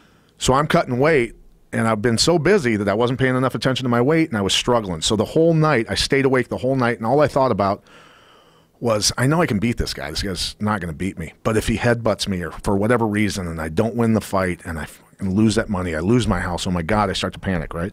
And when you're cutting weight like that, everything's magnified 100 times. Just the fear and everything else. And all I thought about was that, water, and egg white, or scrambled eggs all night, the whole night. And by the time it was time to weigh in, I went and knocked on Matt Hughes and Jens Pulver's door, and I go, hey, man, I'm in some serious trouble right now. Because I sucked on ice cubes all night, and I gained like 2 pounds or whatever, so I had to go cut again. What? How'd you gain weight? Just from sucking on ice cubes all night. 2 pounds of ice cubes? I guess, yeah, because I didn't even know where I was at. I was losing my mind, right? Oh, wow. So I did that all night, and then so I made weight, and then I went back to my hotel room, and I started cramping. Everything cramped. I had to tie my wrestling shoes on as tight as I could possibly tie them so my feet wouldn't bend like this, right? Whoa. And then my calves started cramping. Everything cramped to the point where I was curled up in the fetal position, and I knew I had to fight that night. Holy Right? shit. So I couldn't see right. There was a bunch of stuff going wrong with my body. So I called up Monty Cox in his room, and I go, you got to get somebody to take me to the hospital to get IVs or this shit's not happening. He goes, all right, I'm sending Tom Sauer, right? So you remember Tom Sauer? Yes. So Tom Sauer comes to get me, and everybody who knows Tom knows he had really severe Tourette's, right? Really severe Tourette's. Like if he's around black people, the N-word's getting yelled constantly, right? Yeah, he's around women, he's yelling hunt, whore, bitch, Right. bitch, right? The whole time, Jesus really Christ. loud. So anyway, he comes and gets me, takes me to the hospital. We're walking up to the hospital in New Jersey. The whole hospital is all glass windows. Everybody that works in the hospital is black. Oh no. Now imagine the kind of situation I'm in mentally and physically, and I stop and I put my hand on his chest and I go, Tom, you cannot go in here with me. Oh my God, you're going to yell the N-word a million times. They're going to kick us out. I'm not going to get my IVs. Right. I'm not going to be able to fight. I'm going to lose my house. I was like, I was losing my mind. Right. And he goes, Pat, it's okay. Chirp, chirp, chirp, click, click. Right? And he goes, it's fine. He goes, I'm a Dade County paramedic. He goes, I deal with this constantly. It's okay. So we walk in, we go up to the nurse at the reception desk, and he goes, hey, he goes, my friend, click, click, click, N-word, N-word, N-word. Oh, no. Right? And she looks at him and goes, say what? And he goes, I have Tourette's. I have severe Tourette's. Please don't.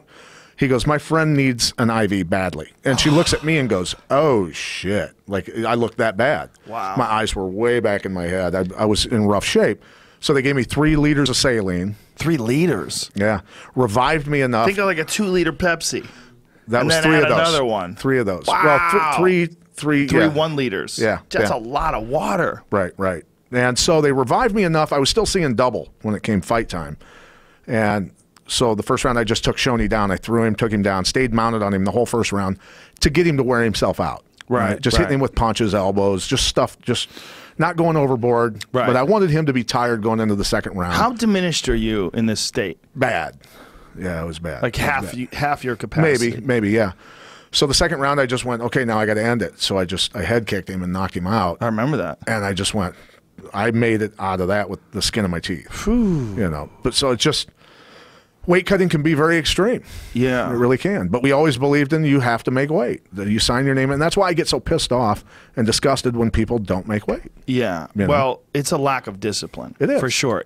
Unless it's not physically possible for you to make the weight, like if you're a heavyweight and you want to make lightweight, that's not physically possible. Right. So then don't sign And it's for a that lack of fight. commitment. See, that's Yeah. the thing that I'm disgusted most with is that people aren't committed to what they do. Right? You've obviously committed to what you do. You're very good at the things that you do, right? It is. It's obvious. You're obviously a talented guy, but you work at your craft, right?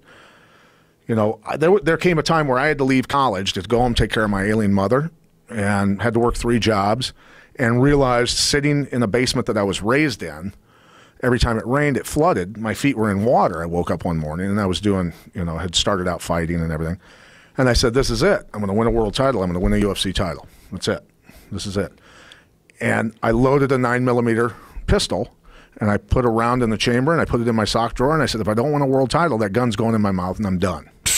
This is it, right? Jesus. So every time I fought, I thought about that gun in my sock drawer and not wanted to go home to it. And that's commitment. That's what was needed for me to succeed at that point in my life. That's the way it was. So when I see people when they're talented and they're not committed, I don't want anything to do with them. I just don't. I don't have time for people like that. I'll take a guy who's committed and sucks and train him every day because I love his commitment. Well, there's some guys that just make some real critical errors, but they're incredibly talented, like Nurmagomedov. Like, you know, when he missed the fight with Tony Ferguson, and he literally, his body was shutting down. They had to take him to the hospital. All comes to preparation, though. He should have prepared better. Yeah, Right. he should have gotten lighter beforehand. He should have watched his diet. Yeah. Now that he has a nutritionist, he made weight pretty easy for his last fight with Barboza, and now he's going to be fighting for the title. And the guy's a monster. He's a fucking monster. Yeah. But, you know, Askren had a real good point. What they do with ONE FC, I think, is the way to do it. You know, with ONE FC, they test you. They have a hydration test, and they test you. And whatever weight the champions are, they just bumped everybody up a notch, and they bumped him up to 185. Yeah, yeah. And they're like, there's no cutting weight here. Like, and I think that's just an unfortunate part of martial arts. Is this weight cutting shit? Well, it's with wrestling. It's with boxing. Yeah. Think about, you know, they complain about the fighters cutting weight. That's for, you know, 3-4 times a year. Really? It's not that hard. Right. Try cutting weight your entire life every wrestling season, and when you wrestle during the winter, then spring, summer for freestyle and Greco. Right. You know, that was probably the thing that made me so small compared to my brothers. They were all 6'4", 6'5". Sure. Is I cut weight from 6th grade all the way through high school and into college and then fighting. Yeah. Right. So during my growing years, though, I was starving. Right. That's just the way it was. Yeah. And so it stunted my growth, most likely. I'm sure it did. Yeah, I knew a lot of guys from wrestling that were like that. Their brothers were big and they were small. But I think that it's just unnecessary for MMA. I mean, you're dealing with professional athletes at the highest level of the game. I think they should just cut it out. I think they should implement the ONE FC. It's just never going to happen, though. Everybody's going to look for that edge, right? ONE FC. If they do the ONE FC rules, they test you 3 times. Yeah. They test your weight. They get a base weight off of you. They get hydration levels as long as everybody every time. has to follow that same. Yeah. Well, of course. Look, everybody has to follow the USADA rules. Right. I think the rules, like in reference to guys using performance enhancing drugs, it's just as critical to keep guys from fighting dehydrated or from being dehydrated. Yeah. No, I mean, obviously there's risks. Yeah. You know, fighting dehydrated. You saw which boxing match was it? Was it God, a little Italian dude got the hell beat out of him. Was it who fought Ward 3 times in wars? Mickey Ward and Arturo Gatti fought a little Camacho. Not Camacho. Camosi, Joe Camacho. What the fuck was his name? Kid from Maine, Lewiston, Maine. But he wrecked him. Yeah, he destroyed him because he was so much bigger than him. Yeah. So that, you know, there's risks, obviously. So who was that? Pull up Arturo Gatti's professional record. Yeah.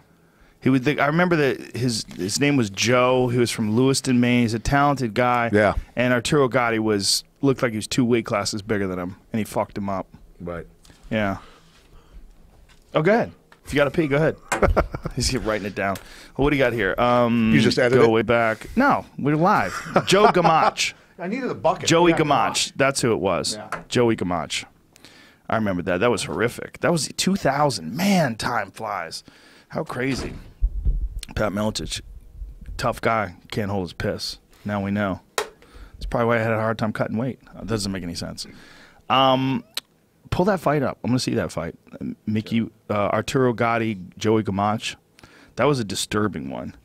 The thing is, like, you see so many of those kind of KOs in MMA. It makes you realize, yeah, Arturo Gatti was just far bigger than him in this fight. And he was also, this is Arturo Gatti when he was really world class, too, at the top of his game. Aren't they working on a Gotti movie or something? Well, you know, he was killed by his girlfriend. He's killed by his girlfriend. She got away with it, or his wife. His wife was this Brazilian chick, and she got out of jail. When she got out of jail, she was smiling. It's really disturbing. He got clipped there with a left hook. It was real bad. Like, they think that there was some severe. Oh, there's the KO. They think there's some severe corruption involved in her acquittal, because she got acquitted in Brazil. And they said that he committed suicide, but he had some sort of blunt force trauma on his head. It was a big deal, and it was very sad for a lot of people that were Arturo Gatti fans, because his fights with Mickey Ward there's fights where guys are matched perfectly, where it's like their skill level. We're talking about Arturo Gatti and Mickey Ward, and how Gatti was Pat Miletich returns from the restroom. How Gatti was killed by his girlfriend or his wife, right? And acquitted. She was acquitted, and it was like pretty obvious that someone murdered him, and they passed it off as a suicide. And then because of domestic or something. No, she fucking killed him, man. And when she got out of jail, she was smiling. She's like they're taking pictures of her leaving jail. I think it was just a Brazil job, like you know, corruption in Brazil is bad. Yeah. I mean, they tried to get rid of the fucking president recently, right? I don't know what happened with that. They were just stealing money. Yeah. Period. Right. There's some severe corruption in Brazil, and apparently, in this case, most people think that she killed him and that she got away with it. Yeah. To get an understanding too of the Brazilian people, you have to read a book called Tigreiro. Have you ever heard of that book? No. I saw The City of God, though. Yeah. You want to understand fucking Brazilians, watch that movie, City of God. I've never heard of it. Holy shit. Go ahead, tell me about this movie and I'll tell So you that, or this book, rather. El Tigrero was a book about Sasha and Ernst Semmel, two Russians who had engineering degrees, who went to Brazil around 1920, 1921 during the Diamond Rush, right? And this is when, ironically, I think, when the Gracies started learning Jiu-Jitsu, right? About the same. Yeah, about the same area. So Ernst and Sasha Semmel both were catch wrestling guys and boxers, just tough Russians, right? We know how tough Russians are. So anyway, they are working their way through Brazil and through the Mato Grosso, stopping at ranches and towns, fixing guns, because the Brazilians didn't know how to fix their guns, to pay their way further in as they were getting towards the rivers and all that sort of stuff, and to find diamonds. So that was their thing. But during all of this, Sasha Semmel was fighting no-holds-barred fights against Paraguayan strongmen and all this sort of stuff in the ring. And then he became a guy who was what's called a tigrero, a guy who can use a spear and kill one of the big cats in the jungles back then that was killing the cattle, killing the ranch hands, all this sort of stuff. These are 400-pound cats, right? These are big, scary panthers in the jungle. So he went and sought out and found a Brazilian Indian, who was supposedly a tigrero, the expert. And he found this guy, and the guy's just drunk, just completely drunk. And he goes, I want you to take me and teach me how to do this. And so they go, and the guy's drinking the whole time. And he goes, they run across a big cat, and what these cats would do is riflemen on horses would go track the cats. The cats would double back on them, take them off their horse, and kill them, right? So they were killing riflemen. So these cats were smart. So this guy taught him, though, he watched this guy drunk kill a 400-pound cat with a spear. And then he taught him how they would sit on their paws, whether they were going high to attack you, whether they were coming low, how to position the spear, all that sort of stuff. So Sasha Semmel became a white guy who'd killed 33 big cats for ranches, right? What? Yeah. With a spear? Yeah, it's the coolest. It's the coolest. You couldn't write it any better. But to tell you about the Brazilian mindset, there was a guy in one of the gunsmith, blacksmith shops where they were fixing guns for people, that this one Brazilian had an attitude, and Sasha insulted him in front of the friends. So this guy, then, once you insult a Brazilian back in those days especially, they have to kill you because you disrespected them so badly in front of their family and friends. And they're just hot-blooded people, right? You've been around enough Brazilians, they're hot-blooded people. Vanderlei Silva, when he loses his temper, it's a pretty scary dude. So this guy tracks him for a while, and then they hire a guy that's the sheriff of Passo Fundo, who has a necklace of human ears to prove he brings back the ears of the person you paid him to kill, and that's how he got paid, right? So he had a necklace of human ears, and he was hunting Sasha and Ernst. It's the coolest book you've ever read. Wow. It's incredible. Tigrero. How do you spell it? Tigrero. Tigrero. But it's a rare book. A friend of mine gave it to Tigrero. Tigrero. It's a rare book. It's hard to find. And John Wayne was going to make a movie about it, but they couldn't do the movie. They were going to do it in the 50s or whatever it was, but they couldn't because the Amazon was still too dangerous. There's cannibals everywhere and all kinds of stuff, and malaria and everything else. So there's actually a documentary about going there to do the site surveys and all that sort of stuff, and they went. Do they have malaria in South America? I think so. I thought malaria is just in an the African Amazon, disease. in the Amazon and stuff like that. Really? Right. Well, I'm sure they got plenty of diseases. But yeah, the cannibals, that's like what got that explorer, that English explorer in the Lost City of Z, right? I've never heard of that. Yeah, The Lost City of Z is a book that they turned into a movie a couple of years ago about this guy, and it turned out that what he had discovered has now been proven that there was some ancient systems there, some ancient civilization. Yeah, civilization, right. But also irrigation systems, and they've figured out that they had all these roads and stuff because of satellite imagery. And some new technology where they can look through the bushes and all the jungle foliage and stuff and see these structures. Buildings and roads and everything. Well, you sit there and dude. That's Semmel. Yeah, there he is. That's him. Is that a spear right next to him? There's pictures of is that him. A gun or a spear? Gun with a bayonet on it. Oh. But there's pictures of him with spears going up against cats, too. Jesus Christ, dude. He was hardcore, man. He was hardcore. Yeah, there's a spear. That's a spear. But what a fucking animal. Jesus Christ, that's so crazy. Yeah, think about that. I spoke to his son. I was writing a screenplay on his life. Wow. And I talked to his son, Sasha Jr., about it, and he eventually just didn't want to do the life rights thing and all that. And What if they ate the jaguars? I have no idea. Because did you know mountain lion's delicious? Is it? I have people that say it's their favorite food. Really? Yeah. Yeah, I had no idea you could even eat it, but it's apparently a more delicious version of pork. Wow. Yeah, it's supposed to be fantastic. Mountain lion loin, like the Really? back loin, backstrap from mountain loin. Mountain lion, yeah. There's things I'll eat and things I won't. I don't know if I'd eat a predator. I'd eat the fuck out of a mountain lion. Yeah? I don't like them. Yeah, I eat them. One of them killed my dog when I lived in Colorado. Really? Yeah, yeah. Wow. I've seen two of them. I saw that one, and I saw one of them in Santa Barbara. Oh, really? I was actually driving through Montecito, real nice neighborhood. And Yeah. I saw this thing run across the road, and first I thought it was a coyote, Yeah. and then I saw the tail, and I went, "Oh shit, that's a cat!" Wow. And then I realized it was Was it a big mountain cat? lion. Not that big. No? Like 50, 60 pounds. Because there's some maybe big ones. 70. There's obviously some massive there's ones some out there. Fucking giant ones. Yeah. Yeah. Colorado's got some fucking whoppers. And the coyotes where I live, they're everywhere. You ever see the picture of the one? We were supposed to get that. Whatever happened with that? The one, the Hollywood sign with the cat with the. We were supposed to buy yeah. that. I need to get. I found the place to get it. Yeah. Let me revisit All that right. and buy that thing because there's an iconic photo to me that just symbolizes our intrusion into the wild world and the consequences of it. There's an enormous cat that lives in the Hollywood Hills. Okay. And there's a photo of him. Look at this. This is taken by a camera trap. This is a real photo. Wow. Of this fucking cat. they've with got the him Hollywood tagged. They've got the Yep. collar on it. They got a collar on him. They know the cat. I had I forget the guy's name. The gentleman that we talked about the other day that was the ranger. Was explaining to us how they do it. They have to dart this fucker every couple of years when the Change the collar batteries. goes dead. Yeah. So every couple of years, this guy goes into fucking dreamland like George St. Pierre, and I lost the time, and comes back. Oh, there's him with a deer. Oh, wow. Yeah. It's like digging a hole, I guess. No, the coyotes are ruthless where I live, man. They're everywhere. Oh, they're fucking everywhere. One killed my chicken just 2 days ago. Oh, really? Yeah, I have chickens. Yeah. Yeah, I was out in the backyard. I saw the cunt jump on the roof of the chicken coop and then jump over the top of the fence. Ah. They're so graceful, though. They're smart. It's so smart, man.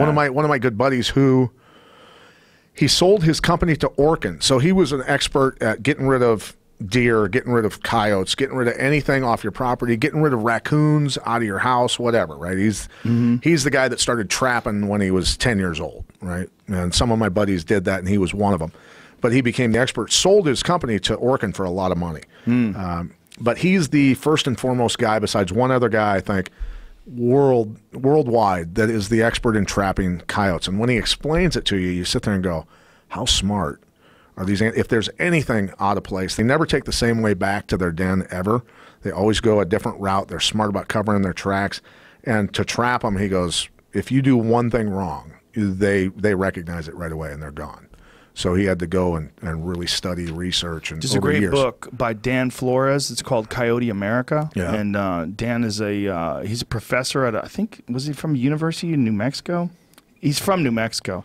Genius guy. But he went into great detail about how intelligent these fucking things are, about how Native Americans used to think they were gods, that they were tricksters.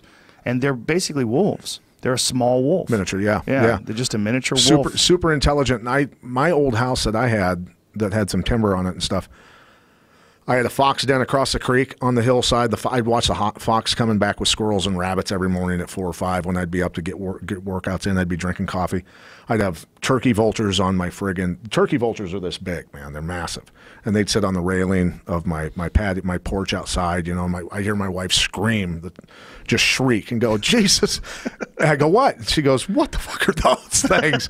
And then Was she not from around there? No, she's from Montreal. Right? Her first language is French. She's a city girl, all that sort of stuff. Wow, he brought her to Iowa.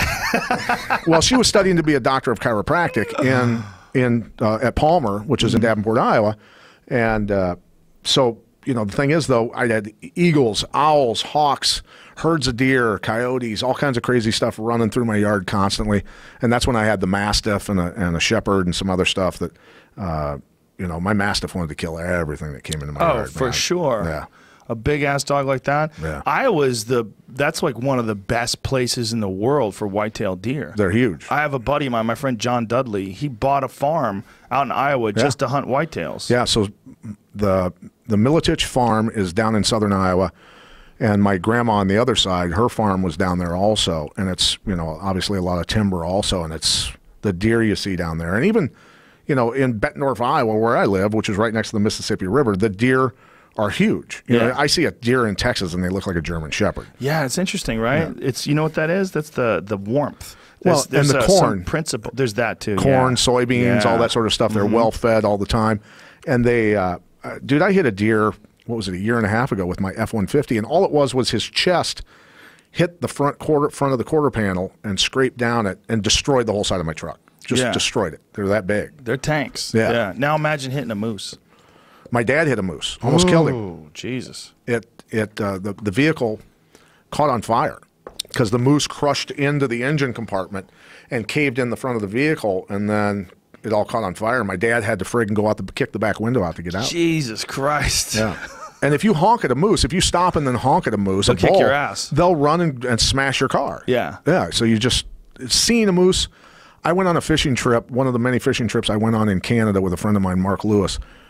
And we were in a V-bottom boat. There was 3 of us, and we were going the English River system. If you ever want to go fishing in the summer for badass fish, I mean, you'll wear out catching fish up there. It's north of Lake of the Woods. And we were going across the lake, and the English River system is massive, and it's endless amounts of islands. You can get lost real easy up there. But we were cutting across the lake, and we got into this bay, and there was a moose swimming across the bay, and, you know, the huge rack on it and everything else. And my buddy Mark goes, pull up next to it. I go, what? He goes, yeah, just pull up right to its ass end. So I pulled up kind of just on its ass, and he jumps out of the boat on its back. Oh, no, he didn't. Yeah. So he's, oh, my God. So he's riding on the back of the moose, and the moose is doing this, trying to get to him. And finally he jumps off, climbs back in the boat. We turn away, and right then the moose hit shallow ground and came up. Right after. He would have been dead. He would have been dead. Yeah. It's a big fucking animal. Yeah. They're one of the rare deer species that almost regularly charges people. Yeah. Yeah, they fuck people up all the time. They run into Duluth, Minnesota in downtown and smash everybody. Yeah, they just stomp people in Alaska, too. And it's usually, the problem is if you find a female that's with her babies, you're done. That's when you're in real trouble. Right. Yeah. So do you hunt much? Yeah, a lot. Yeah? Yeah. Where do you hunt usually? I've hunted in Iowa. I hunted Iowa for whitetail last year. Southern Iowa? Whitetail. He's outside of Des Moines. Okay. About 45 minutes outside of Des Moines. I hunt Utah. I shot an elk in Utah this year. I got another elk in Central California. I try to go to as many places as possible. I'm going next month. I'm going to Lanai for axis deer. Okay. Mostly bow hunt. That's what I do most of the time. That's cool. Yeah, I love it. Got a hell of a bow hunting thing set up in here. Yeah, it's pretty badass back there. Yeah. Sick. 45-yard indoor range. Yeah, it's cool. It's good. Keep practice.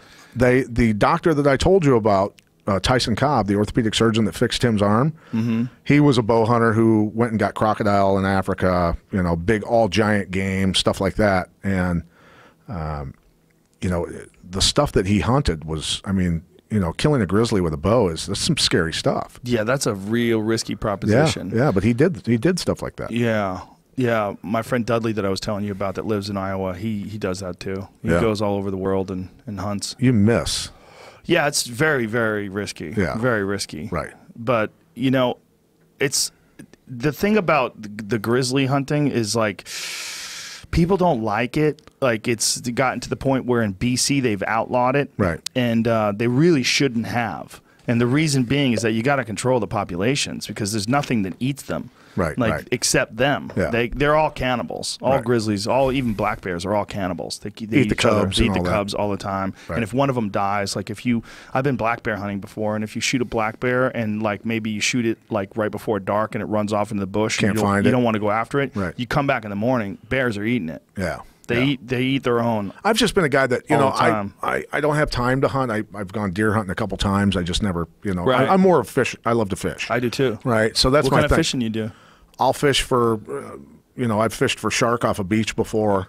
That's another thing that people get mad at. They get mad if you eat sharks now. Well, we let them go. We let them Right. go. You know, that's not a big deal. But I watched a guy from Black Bart's tackle company They taught me how to do it off the beach. These guys are catching 14-foot hammerheads off the beach, dude. Do you know one of the best places to fish for sharks, rather, is off of Catalina? Oh, really? Right out for here. great white? No, for Mako. Okay. It's like one of the best Mako shark Which are hunting. massive, too. Huge. Yeah. So, but they taught me how to do that. I love fishing for barracuda just because they're so aggressive. It's a fun fish. Oh, my God. They're scarier than hell. As fast as they hit a lure, it's crazy. They're crazy looking. Yeah, and I love muskie, pike fishing, bass fishing. I was going to say, they look like a pike on steroids. Yeah, they are. That's what they are. They're the seawater version. Fish? Oh, yeah. Muskies are awesome. So I went muskie fishing at the Lucudere Indian Reservation. It's the Chippewa flowage where the biggest muskie in the world was ever caught, right? Really? How big was that? 67 pounds, 71 so pounds. I don't know, but it's huge. It's huge. Coyote-sized muskie. But they've found jaws and teeth of muskies that are twice that size, right? Just washed up on shore type stuff. So there's huge muskies still. But the guy that took me fishing, he took a job. He used to work in Vegas for the casino down in Vegas. I forget which one. And he left that and went back to Wisconsin, northern Wisconsin, because he wanted to muskie fish, right? So he took a job with the Lucudere Indian Reservation. Just so he could muskie fish. So he was the vice president of... Holy shit! Yeah. Look at the size of that fucking thing. They're terrifying, right? That looks like a person. That's like a person-sized fish. That's less than 60 pounds? But those will attack you. Oh, yeah. You know, they'll attack you. They're that I knew vicious. a dude who invented a lure. Do I know him or I know his friend? I don't know. Anyway, someone invented a lure that was a duck. Yeah.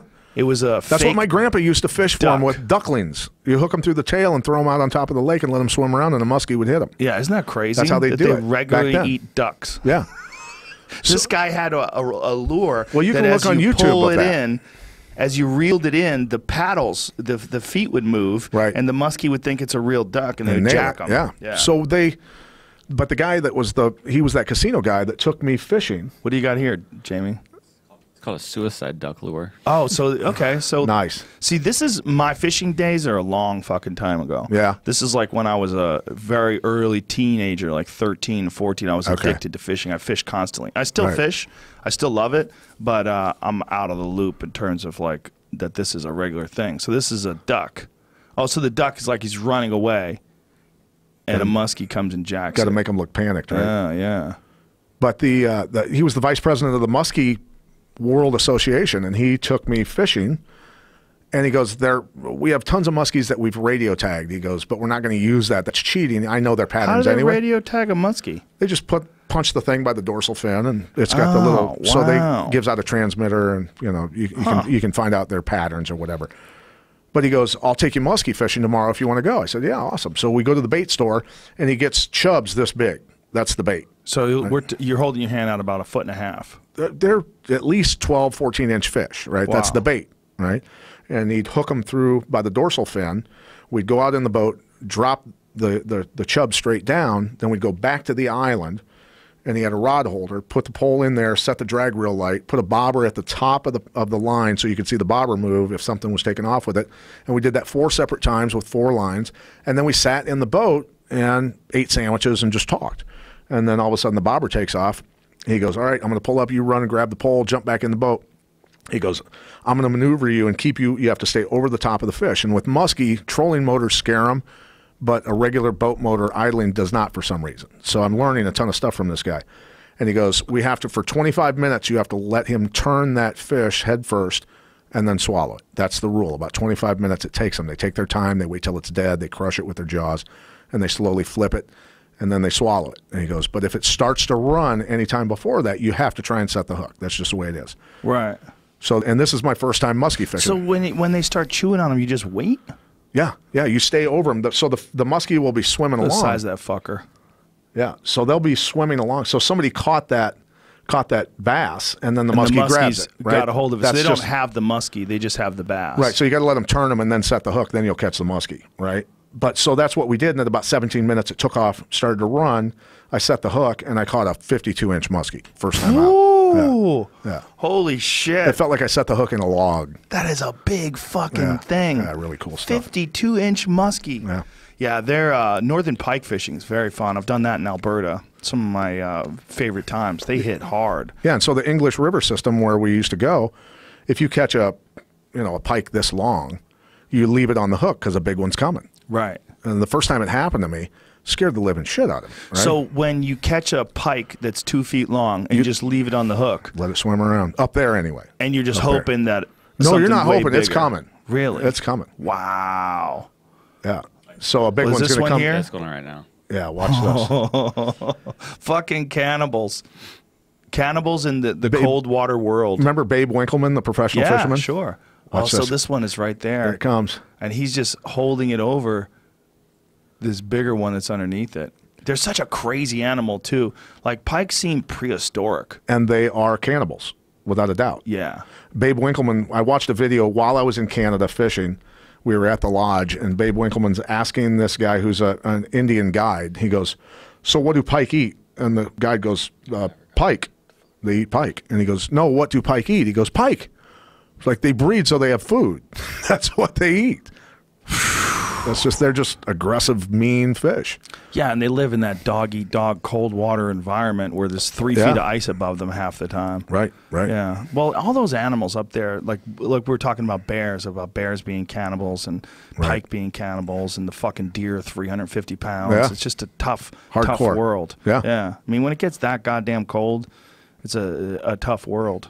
Then you go to a whole nother level and go to places like Africa and Australia. And it's hot. It's another world, too. Everything's deadly in Australia. I wouldn't even want to live there. That's right, Adam Greentree. Listen to Pat Miletich. My friend Adam, who shot that water buffalo head in Australia, he keeps trying to get me to go down there and hunt with him. And every time he sends me pictures of spiders that can kill you, a lizard that can kill you, Brown a snake snakes, that can all kill that. you. Yeah, everything. Everything kills you. Centipedes. And they have these gigantic 2,000-pound buffaloes that are super hyper-aggressive. Right. And they're roaming around. Smash you. Well, they have to kill them, though. That's another thing. It's like the grizzly bear thing. They don't have predators. Right. You know, in Alaska. But they're herbivores, so they're kind of meant to be hunted in my mind. Right? Yes. You know what I mean? agree. But there's nothing to hunt them out there. Right. The problem with Australia is that these are invasive species. They brought pretty much everything over there. So the ranchers brought them there or something for Someone for brought them beef? there a long time ago. New Zealand's the craziest place because New Zealand is essentially they set it up as a wild game park for rich Europeans. Right. A long time ago. And so now they have these enormous stags and all these huge animals that live there, but no predators. So sometimes they have to thin the herd. They have to fly over with helicopters and just gun them down. Well, they hunt. I mean, we're allowed. They made a rule in Bettendorf, Iowa, that within city limits you could hunt deer with a bow. Yeah, yeah. Within city limits because there's just so many of them. You see a herd of 50 of them. They do that in Pennsylvania too. Okay. Yeah, there's a lot of places where they just get so overrun that they have what they call urban hunting. Yeah. Where people set up tree stands in their backyard. And You should, as far as the fishing goes, you should go noodling.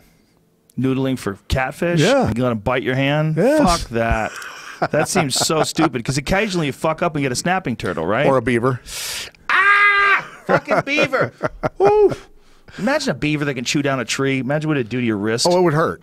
It would definitely hurt. fuck I did that, it one man. time, and that was it. You went noodling one time? Yeah, I caught Did a you get catfish. lucky? Yeah, I caught it. Yeah. It was like 14-pounder, you know. They But when get they snap down on giant your arm, ones. it scares the shit out of you. Oh, I'm sure. Right. Now, what is the idea? Is that the catfish thinks you're intruding? Or No, they think it's a fish. Oh, they do think it's... Oh, that's your so hand's a stupid. fish, and they go... So your hand is bait. Yeah. Fuck that. I like fishing poles. I like to be in a boat or on the shore. I like Right. all the sophisticated, intelligent things. Yeah, yeah. So I was going to ask you, how's it been working with Jimmy Smith? I love that guy. I'm He's the one who got him brilliant. hired. He's brilliant. He's a very smart I tried guy. to get him hired about 4 years ago. Yeah. And I was because the UFC was looking for guys. First of all, trying to do less commentary because I was traveling too much, and I was trying to do less. I was like, you got to hire this guy. He's the best. Yeah. He's really, really good. He's smart. I love listening to him. We're doing our first show together in April. Okay. The Tony Ferguson Khabib Nurmagomedov fight. Oh, good, good. Yeah, Khabib versus Tony is going to be. It's a perfect fight for us. So who's color and play-by-play then? Is he doing play-by-play and you're doing color? No. John Anik's doing play-by-play, and Jimmy John's and an I awesome are guy. both doing color. Yeah. We're just gonna have fun. He's a Right. friend, and he's been on the podcast a bunch of times. We're Right. buddies, so it'll be a good time. And didn't he cut his teeth doing a TV show about combat sports? Or about he did. What about was that? fighting around the world or whatever, learning different arts? Was it called Fight Sport? What was it called? Something like that. Fight Quest. Fight Quest. Okay. Yeah. It was. Yeah, he did that, but I mean, I think but he also had MMA fights, and he's a legit black belt in jiu-jitsu. Right. He knows his stuff. Super smart and well-read Yes. guy too. Yeah. I'm excited. I'm excited that he's on board. Yeah, I always liked listening to him. Yeah, I did. Bellator fucked up. They fucked up and they let that guy go. I was wondering what. So what was? I'm not to pry, but my guess was he just asked for more money, probably because he had an offer from the UFC. They wouldn't match it, so he took off. Whatever. They didn't want him leaving for the UFC 4 years ago when I tried to get him hired. Right. And there was like a big hullabaloo, and they wound up keeping him. And then I think his contract was up, and I think the way he described it was they actually wanted to give him less money than he was getting. And it's like, I think they're just experiencing some severe budget cuts. Right, if you think about Bellator's market, like what they're trying to do, they don't have a pay-per-view business, you know? And if you don't have a pay-per-view business, where's the bulk of all your money coming from? It's like kind of bleeding Viacom. Right. I just thought, you know, when it happened, I said, why didn't they change the name when Coker was brought in to take over? Yes. It made zero sense to me because Bellator had that, you know, from Bjorn Rebney. I've never been a Bjorn Rebney fan. Bjorn Rebney, you know, from that boxing promoter type, you know, whatever it was. And everybody that I talked to in that business, they were all terrified and intimidated and everything else. It was a lot of shit. Yeah, it was just a lot. I've never met the guy. I don't know anything about him other than the bad things that I've heard from fighters. Right, and so you know, King Mo calling him a dick rider. King Mo. King Mo and I go back and forth on the internet, on Facebook and stuff. I'll deliberately piss him off on political stuff and just get him stirred up. He's an underappreciated talent when it comes to fighting, too. Yeah, no, that guy was. Had some serious physical problems, though, like with MRSA. He had some serious staph infections. Right. Some real bad ones that wrecked him. Yeah. That fucking shit scares me. He's a great guy, though. We talk now and then when I see him and stuff. He is. Yeah. He's a cool dude. And but God, where were we? What were we talking about? But Bellator changed the name. They should have changed the name. Yeah. It's just synonymous with tournaments, and a guy loses the title, and suddenly he's thrown back into a tournament. He's already made his name. Yeah. It's just a shitty business model. Yeah. And Bellator was for the Spanish-speaking crowd, right? Wasn't that what they were trying to get out of that whole thing? I think it's a Latin word, right? I think it's or a Roman word for gladiator or some shit. But yeah, it started out as. Wasn't it on like ESPN Deportes or something like that? Yeah. It just didn't make sense with Coker taking over, and I don't want to watch the Geritol posse fight. That's all they're doing. I don't want to see a Pat Miletich fight. I don't want to see it. Right? Everybody's you know. Yeah. I love some of those guys. Right. But I don't want to watch it. I agree. It's you know it's a young man's sport. It's guys that are animals, fast movers, just beasts, invincible human beings in their mid-20s to 30, whatever, early 30s. A guy that's 45 years old, it's just not just 45, but 45 years old with MMA miles on them. Yeah. That's the real issue. Right. It's that these guys, their bodies have been beaten up for so many decades in the gym and all the years of wrestling and kickboxing, and they're just not the same. No. You know? No. Yeah. It takes its toll. It definitely takes its toll, and you're just not the same I mean, guy. there's part of me that respects the shit out of a guy like Royce Gracie. He's still a fucking savage at 50 years of age, ready to throw down with anybody. He wouldn't fight me. He wouldn't? Son of a... When was this? I've been trying to. I mean, with Bellator, I said, "Freaking get Gracie to fight me." When he was fighting Shamrock, I confronted Shamrock on Axis. That was one of the worst fights that I had to call. It was bad. Was when Matt beat the shit out of him. When Matt took his back and was smashing him, and I was like, Jesus Christ! I was like, this is so mismatched. So like Royce is in a different era, and Matt is, even though Matt's not ranked, he's a legit black belt. Right. Yeah. And a stud wrestler. And a physical freak. And super experienced with modern high-level MMA. Right. Whereas Royce was living in the past. Yeah. And the thing was with that was after Rob Lawler, Rory Markham, myself, Tim Sylvia, Gan McGee, Chuck Liddell, all of us were on that movie set in Mexico, that Paul Walker film. Okay. Right? Paul was a great guy. He was legitimately a good human being. I'm sure you knew him and all that. I didn't know him, but I heard great things about him. The stuff that he did on the set to stick up for the small guys was incredible. Maybe we got time to talk about it, but not. But we had gotten done with that. We'd become friends with Paul Walker and Oakley Lemon, who was his stunt double for everything, and the stunt guys were all really cool with us. We kind of gravitated towards them because they're stunt guys and we're fighters. We got along really well with them. But Lawrence Fishburne was on the set, the Carradine brothers. You know, I'm a kid from Iowa going, this is fucking awesome, man. Right. These are cool dudes. Right? This is just to be around these guys. But so they were all at that fight in L.A., and Paul Walker and all his actor buddies were in one row. Right behind them was Oakley Lemon and all his stunt guys. And so Paul Walker was a Gracie Jiu-Jitsu student. He, loved that. Right. And So they were cheering for Hoist. All the stunt guys were cheering for Matt. Right? They're the hardcore, like, you know. So anyway, Matt just dismantles him, wrecks him completely. And I turn around. I'm up on the deck outside the cage, and I turn around, and Paul Walker and all his actor buddies are like this, like, holy shit, like, I can't believe this just happened. Standing on the chairs behind them is Oakley Lemon and all the stunt guys going, fuck yeah, Miletich. This is awesome. It was, but I saw half that crowd crying. Yeah. Because they saw a god get destroyed. You know what I mean? Well, they saw a hero too. I mean, right. Hoist is like, for martial arts, he was a legitimate hero. He was the first guy to win the Ultimate Fighting Championship, and the way he did it was like, oh, look at this. These guys using technique that we didn't even know existed. Little skinny guy that's dismantling people. And the thing was, with all of that, you know, then the Gracies came back with, Hughes was just a better athlete and used all jiu-jitsu, Gracie jiu-jitsu to beat Gracie jiu-jitsu. And so I went through all the stuff. He hit a duck under on Hoist when Hoist tried to hit him with an elbow wrestling. Hit him with a half Nelson when Hoist tried to regain guard when Matt took his back. There was just a bunch of wrestling mixed in there, right? Yeah. And so then they brought out Almeida. Almeida was their dog to come and beat Matt. Right. So they put in Almeida, who was bigger than Matt. You know, he's a big dude for that weight division. Well, Matt deliberately hit him with a wrestling front headlock and choked him unconscious. Well, it was a position that a lot of jiu-jitsu guys are used to being in there, and they just relax because they're waiting for you to spin to the back. Yeah. But instead of spinning to the back, Matt just cranked that that fucker torque, down when you and shut stuff the the lights head, out. when you stuff the head under the armpit and you crank that down and twist, it crushes. You get choked. That's all there's. Especially a gorilla like Matt. Right. And so when they did the interview, you were probably the guy doing the interview, Yes, and he goes, I was. He goes, you know, it was just nice to use wrestling on a jiu-jitsu guy. Yeah, and to put him unconscious. Right. Not just you. Yeah. I don't think Ricardo knew that could put him out. Right. You know, I mean, a lot of us have been in those positions before, but it's usually a transitionary position where a guy turns and gets your back.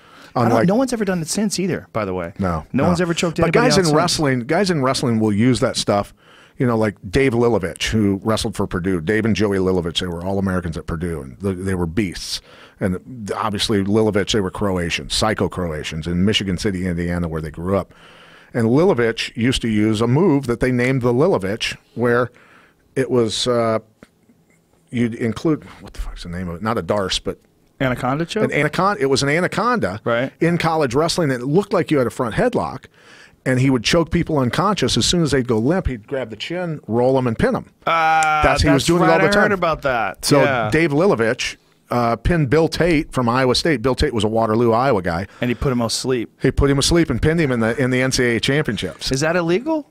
Oh, it's totally illegal, but referees didn't understand it because it looked like you had the arm included in the headlock, right? Right. But if you do have an arm included in a headlock, is it your fault if a guy goes asleep? No, not at all. But is it illegal to pin him? If the referee recognized he went limp, they would stop the match for a potentially dangerous hold or whatever. So what you'd have to do is get some of these really bad UFC referees to referee wrestling, and they would have no idea the guy was out. Yeah. But there's guys doing that.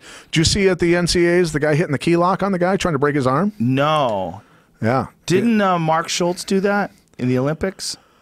You know, I'm not sure. He ripped a guy's fucking arm off with that. I believe he was disqualified. I mean, the Schultz brothers were just scary human beings. Dave Schultz was just unbeatable. Animals. They were trying to build people to beat him over in Russia. Remember when Mark fought? He fought Big Daddy Goodrich, and then threw him around, ragdolled him. But then in the movie, they used a different guy. They didn't have him fighting Big Daddy Goodrich in the movie. They had him fight some Russian guy. Was that Foxcatcher or something? Yeah, it was a bullshit scene. I was like, why would you do that? This is actual real history. Right. You really have a guy who's like one of the best wrestlers to ever fight in MMA. To us, it was a real historical moment. And he took it on last second notice. Yeah, he fought Big Daddy Goodrich. We all remember it. Yeah. But in this fucking movie, you faked it. You put someone else in. Right. So what else did you fake? What other bullshit was in this movie where you're pretending this is a historical recreation of a real national crime that everybody heard about? It was a real tragedy, and it was a tragedy against a guy who was one of the best wrestlers that America had to offer. Yeah.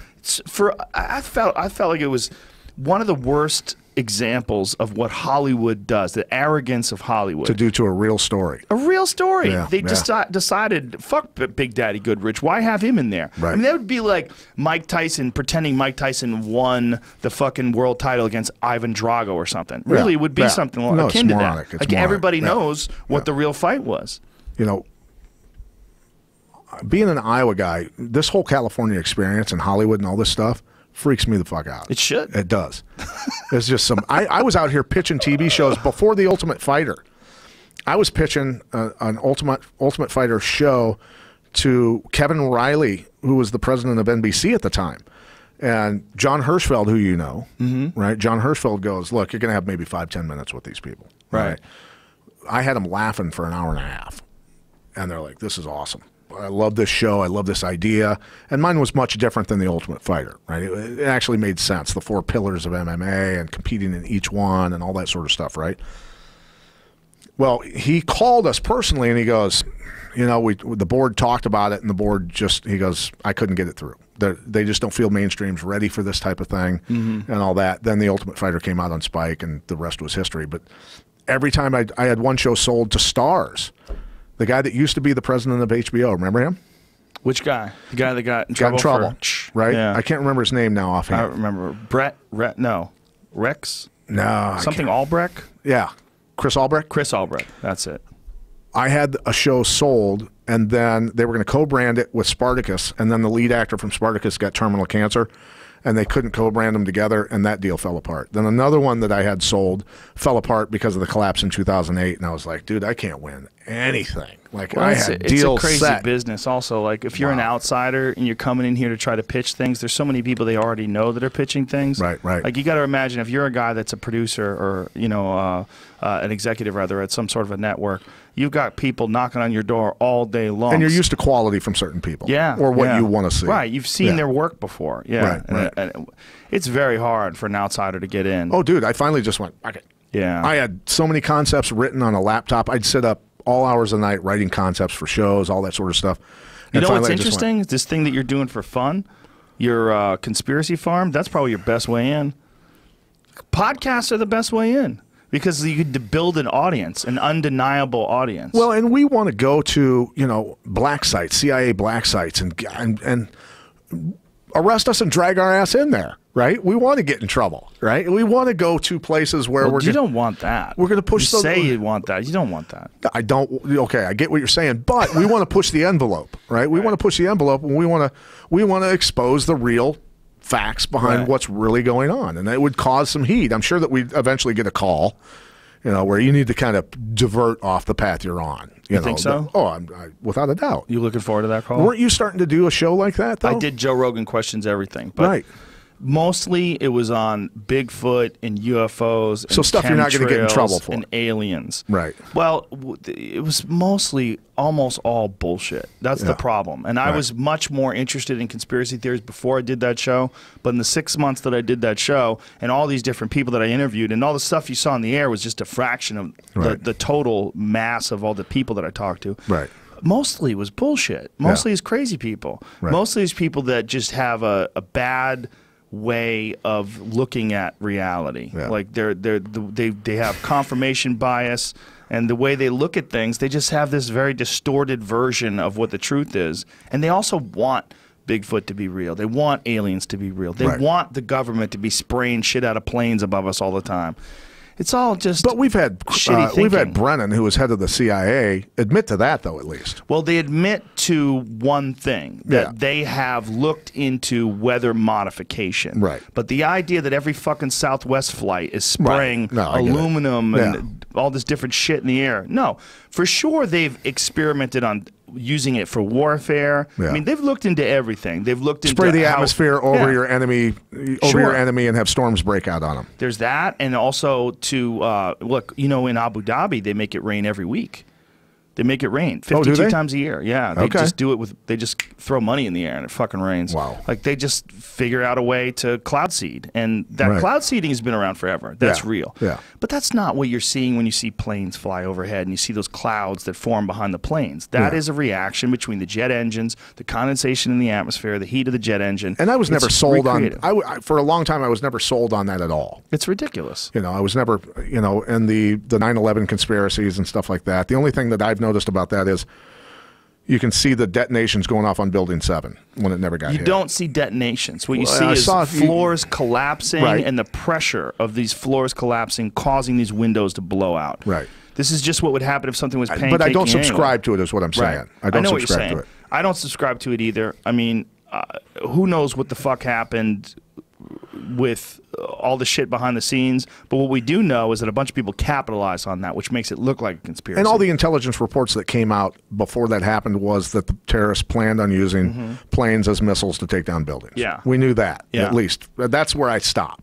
I lean much more towards incompetence than I do massive conspiracy. A bunch of Barney Fifes, Keystone Cops. Yeah. Yeah. That's what I think. Right. But who knows? I wanted to talk to you about marathons, about ultra marathons. Like Right. you got into, when did you start getting into this? It was a couple of years ago. John Byrne, who is a professor at a college in my hometown, and he and his family had taken martial arts from me for years. And he one day walked up to me, I think it was 2012 or earlier, and he goes, "Hey," he goes, "I want to thank you for all the confidence you've given me." And he was an amazing guy, a very, very smart guy and a great athlete, great basketball player. The guy's now 53 years old, I think, and never gets hurt. He can do anything he wants, and he does not get hurt. He's just a genetic freak, right? But he comes to me and he goes, "Thank you for giving me the confidence. I love the martial arts training, but I'm going to try something new." And I said, "What are you going to try?" And he goes, "This thing called the Leadville 100. And I go, "What the hell's that?" He goes, "Well, it's a high-altitude 100-mile race through the Colorado Rockies." And I go, "How many days is this supposed to take?" And he goes, "Oh, no, you do it all at once." I went, "What? You're going to do 100 miles without basically stopping?" He goes, "Yeah." He goes, "About every 10 miles you get new food and fluids, and you just keep going." I went, "Awesome. Go do it, man." And he went and he finished. He barely made the cutoff, which is 30 hours. You have to do it, right? And so I thought, this is really cool. And it was a couple years ago where he sent me a message and he goes, "I'm training for Leadville again." I go, maybe it's a good idea for me to jump in. I want to do something extreme. And since I quit fighting, I could never fight. There was just that void in my life, right? And my health was deteriorating. I couldn't figure out how to get back in shape because I was in pain constantly. I had asthma, all this other stuff. I found out that I had a gluten problem, right? And I thought, before that, I thought if somebody said I'm gluten sensitive or I have allergy to gluten, I'd go, whatever. What is gluten, right? Right. But I was running into so many physical problems. I started training with these guys, and I'd be crippled for 2-3 days. I'd be in so much pain that I couldn't do anything. And then my buddy goes, and I was getting ready to start eating Oxycontins. I could survive on Motrin, all the pain, everything else. But I got to the point where I'd walk 5 gates in an airport and have to stop and sit down. I was in so much pain. My arthritis was just horrible. I'd be soaked in sweat, everything else. So I had all these problems, and I figured if I train with these guys, it'll bring me out of this point in life, and it'll change my life, and I'll get back to the Pat Miletich of the old. Well, I was falling apart worse because of the intensity of the training. So my buddy did blood tests on me. He goes, "You're going to be dead in 3 years from a heart attack. There's so much inflammation in your body if you don't stop eating gluten." I go, "What the hell is gluten?" He goes, "Wheat and soy. You have to stop eating it or you're dead." Soy's gluten? Yeah. Wheat and soy. So it's all. Wait a minute. I thought it's all modified grains, right? Soy has been modified, like black beans have been modified for a certain amount of time. Your body doesn't digest black beans. Really? They're like a waste of time to eat.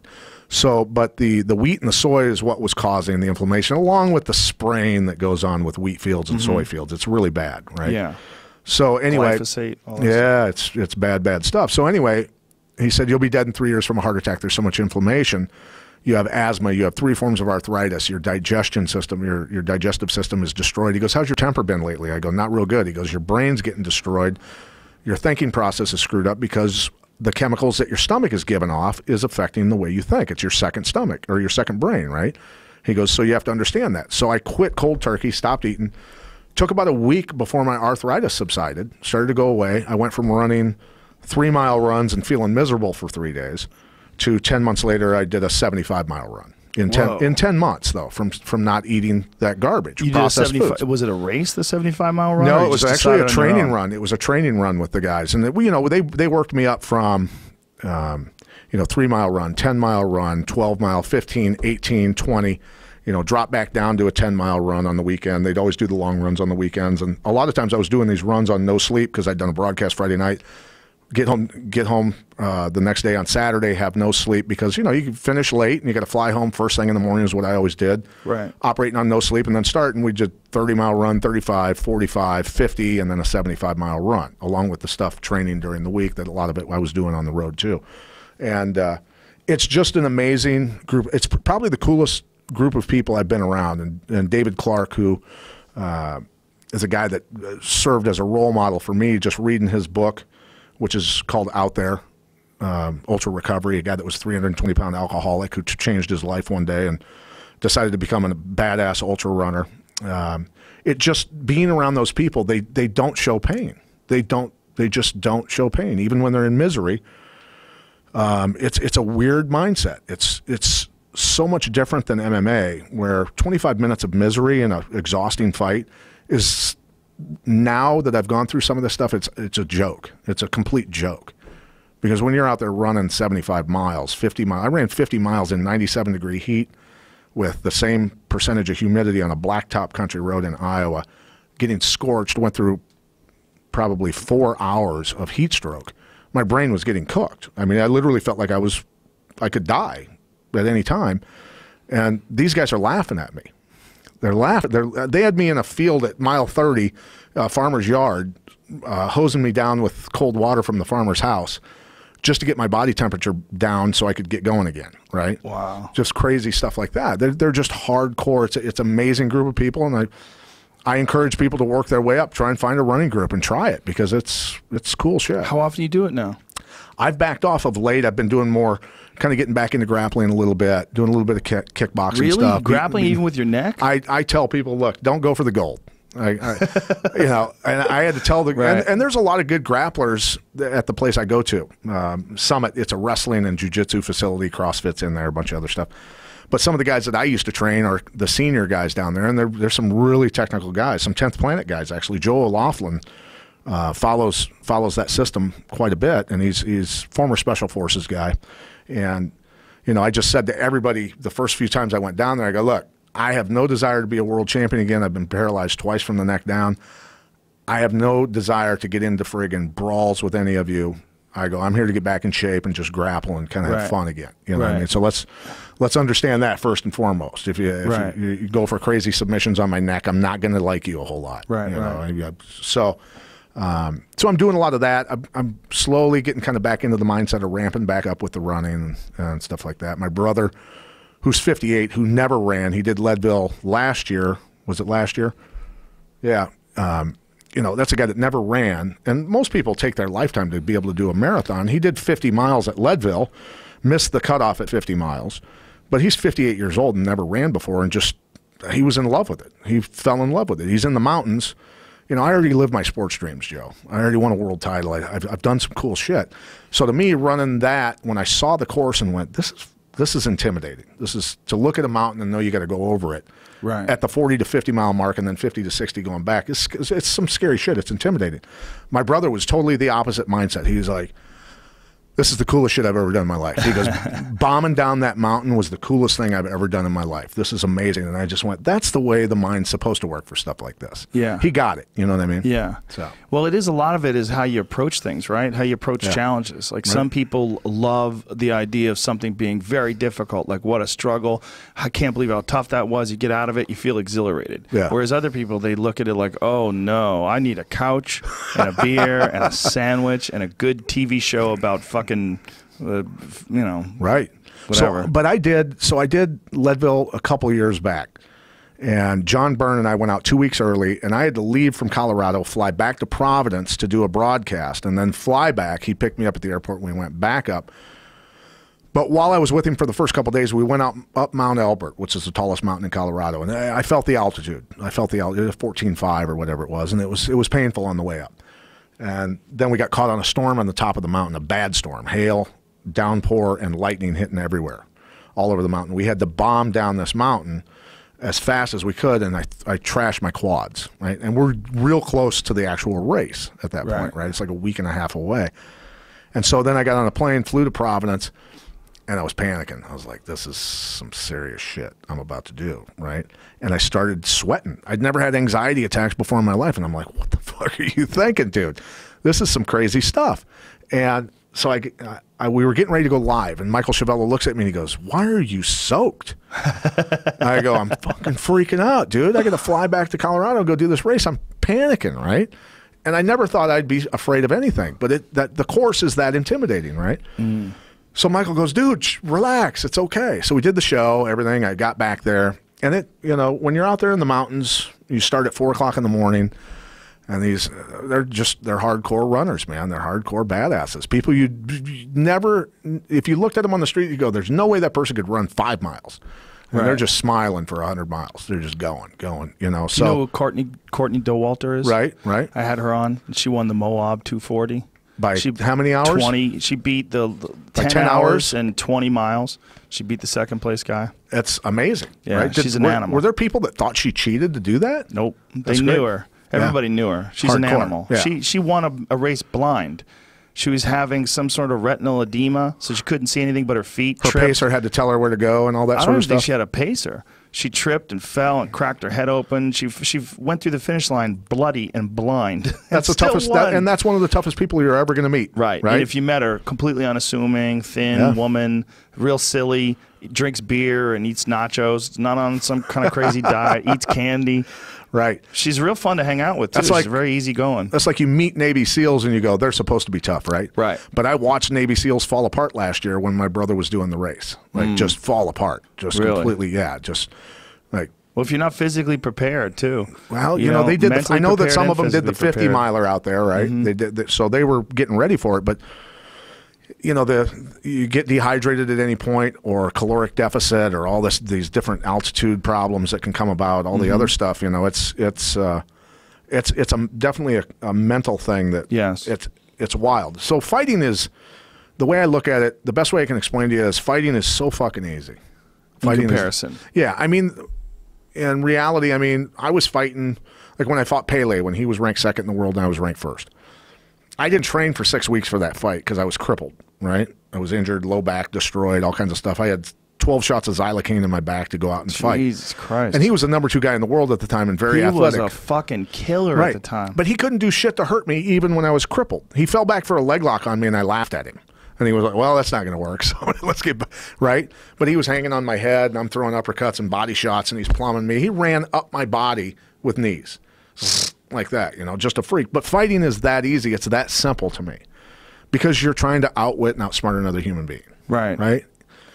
When you're running for 50 miles, 75 miles, whatever, 100 miles, you're battling with yourself the entire time. Yes. That's where you get mind fucked. Right.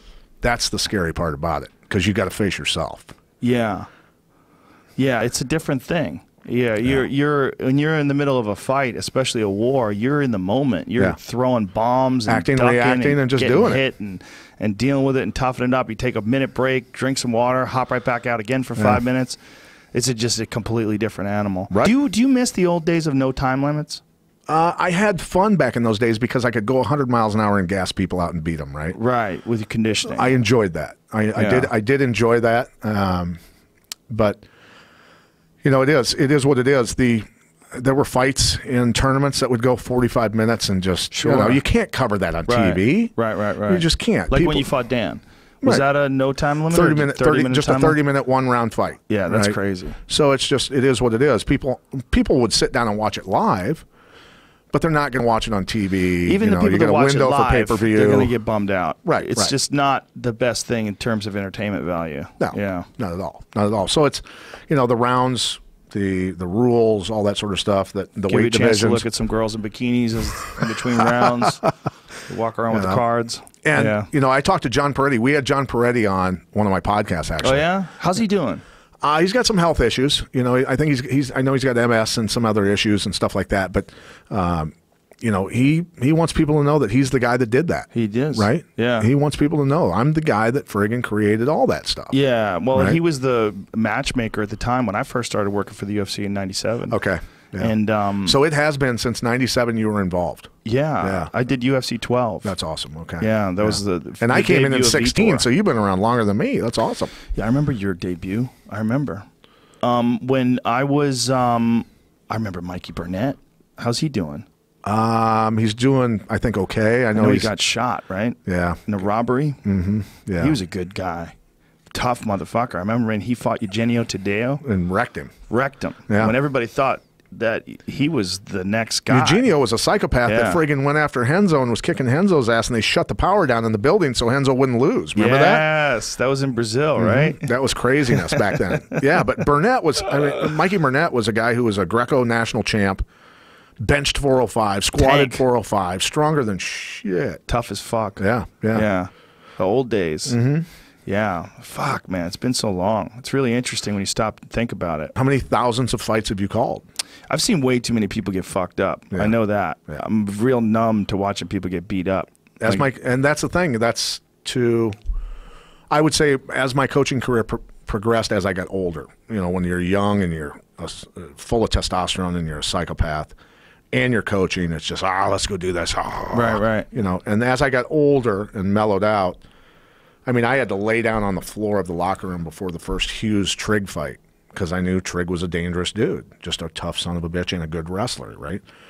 And I was really nervous for that fight. I had to lay on my back and just decompress for 30 minutes before that fight, just to go out and just coach with a clear Calm mind. Yeah. You know, and you know, when Hughes fought Carlos Newton after Carlos took the title from me, and Carlos comes out and we were infuriated because he's walking out with 2 Playboy bunnies and, you know, acting, and it was, you know, it's a show, right? It's a show. It's Hollywood. That was when that big ramp existed. Right. And so Hughes is standing there and I was all pumped up. And I was like, Matt, you know, we had to get Matt off a tractor on the farm to come and fight him, right? Because my automatic rematch clause they reneged on that and said, your choice, either Matt can fight him or somebody from another camp. But if Matt or somebody from another camp fights him, you got the winner no matter what.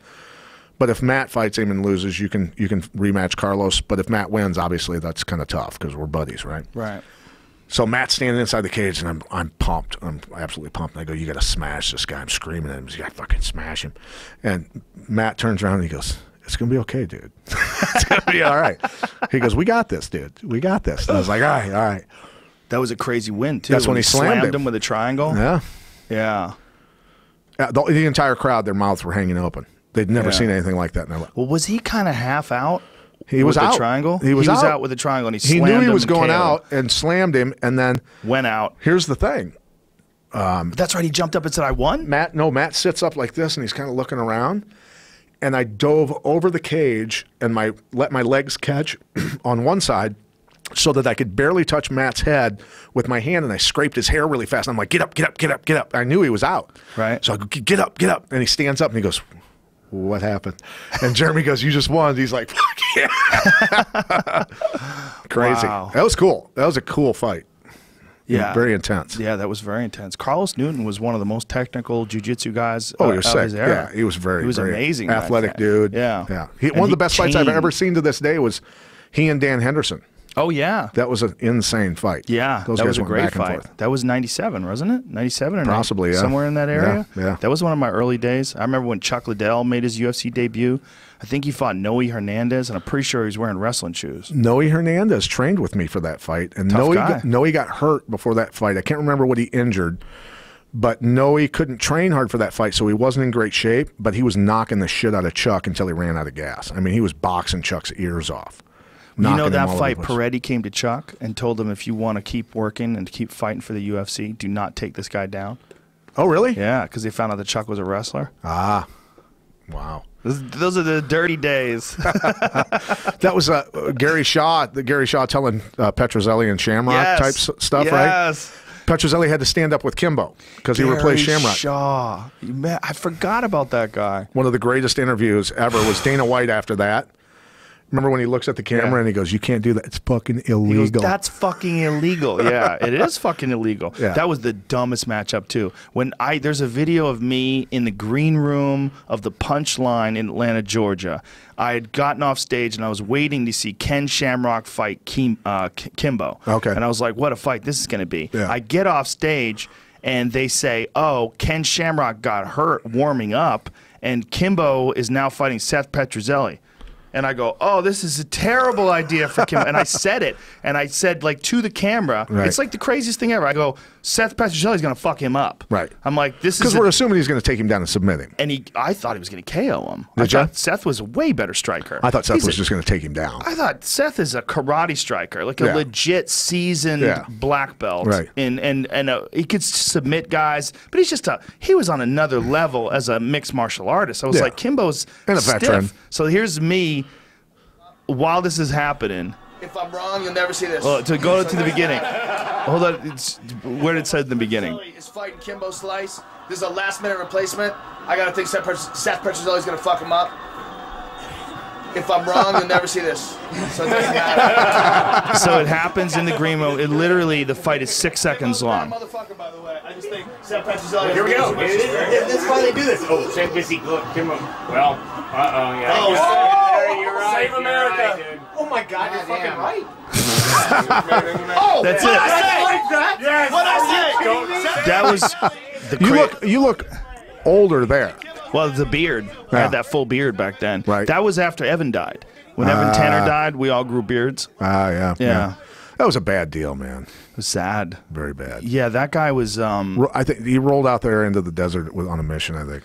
Might have, you know, he might. I mean, maybe when he was out there, he decided to go that way, or maybe he just really did get lost and couldn't find his water. But that's one of the hottest places on earth. Yeah, I mean, it gets to the 130s and stuff out there. Yeah, it's just not that was a bummer. It was a bummer. He was a great guy. He was an interesting guy too. You know, he was a guy that really wasn't into money. Really, I mean, he was into the journey and difficult. He probably would have loved ultra running. Yeah, absolutely. And he fought down, what was the show in Texas that they were doing back then? Because he cut his teeth in that circuit down there in Texas. I can't remember what shows those were. I don't remember. He fought Texas Fighting Championship or something. He was a tough motherfucker. Remember when he fought Dave Terrell? Oh, yeah. I mean, Dave Terrell had him in a guillotine. He wouldn't tap, and then he started smashing him, and that's how he won the title. Terrell was talented. Fuck yeah, he was. But he was mentally like he would fall apart, right?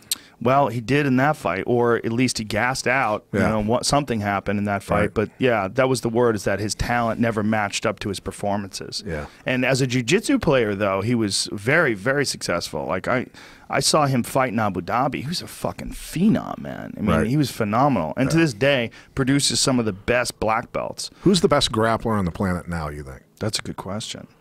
It's hard to tell. I mean, it's probably Danaher's guys. Yeah. Yeah, it's probably Gordon Ryan or maybe Gary Tonin or one of those guys. Right, but then there's a lot of really high-level jiu-jitsu guys. See, the thing is, no one is caught up to Danaher's leg game.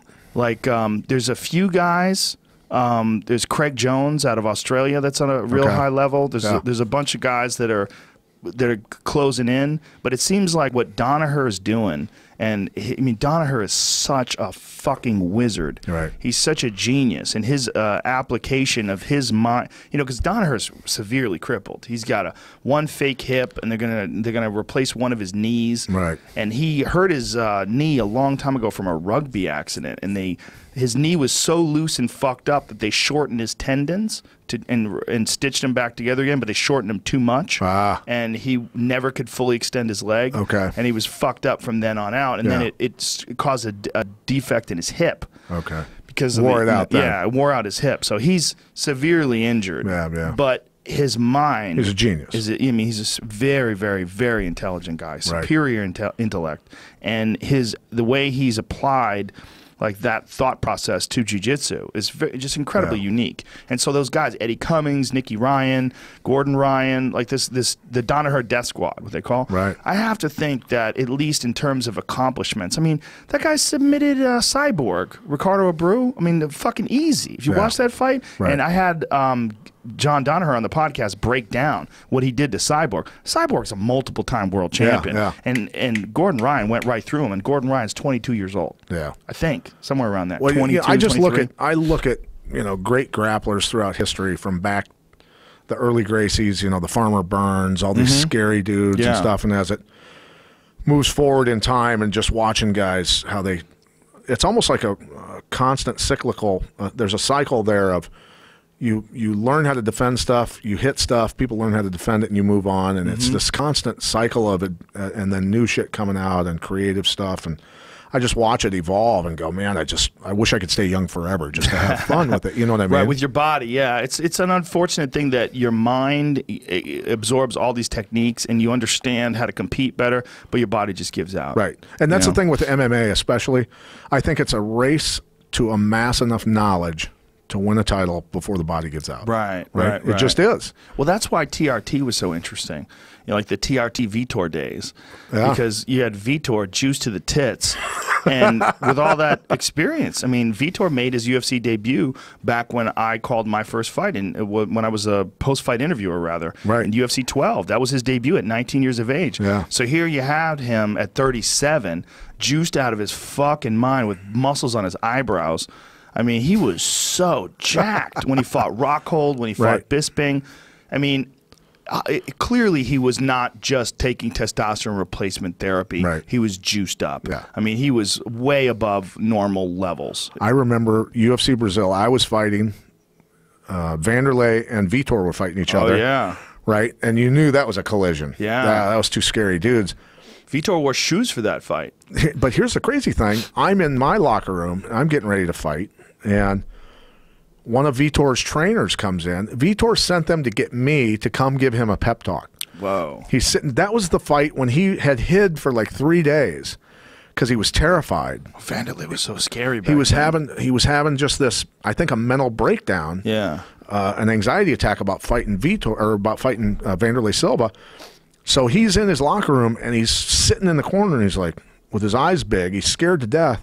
And I walked in there and I'm like, dude, fucking, we're fighting for world titles. What are you doing? What is wrong with you? Let's fucking go. Let's fucking kill these guys. Right. Got him all pumped up and he's like, all right, Pat, all right.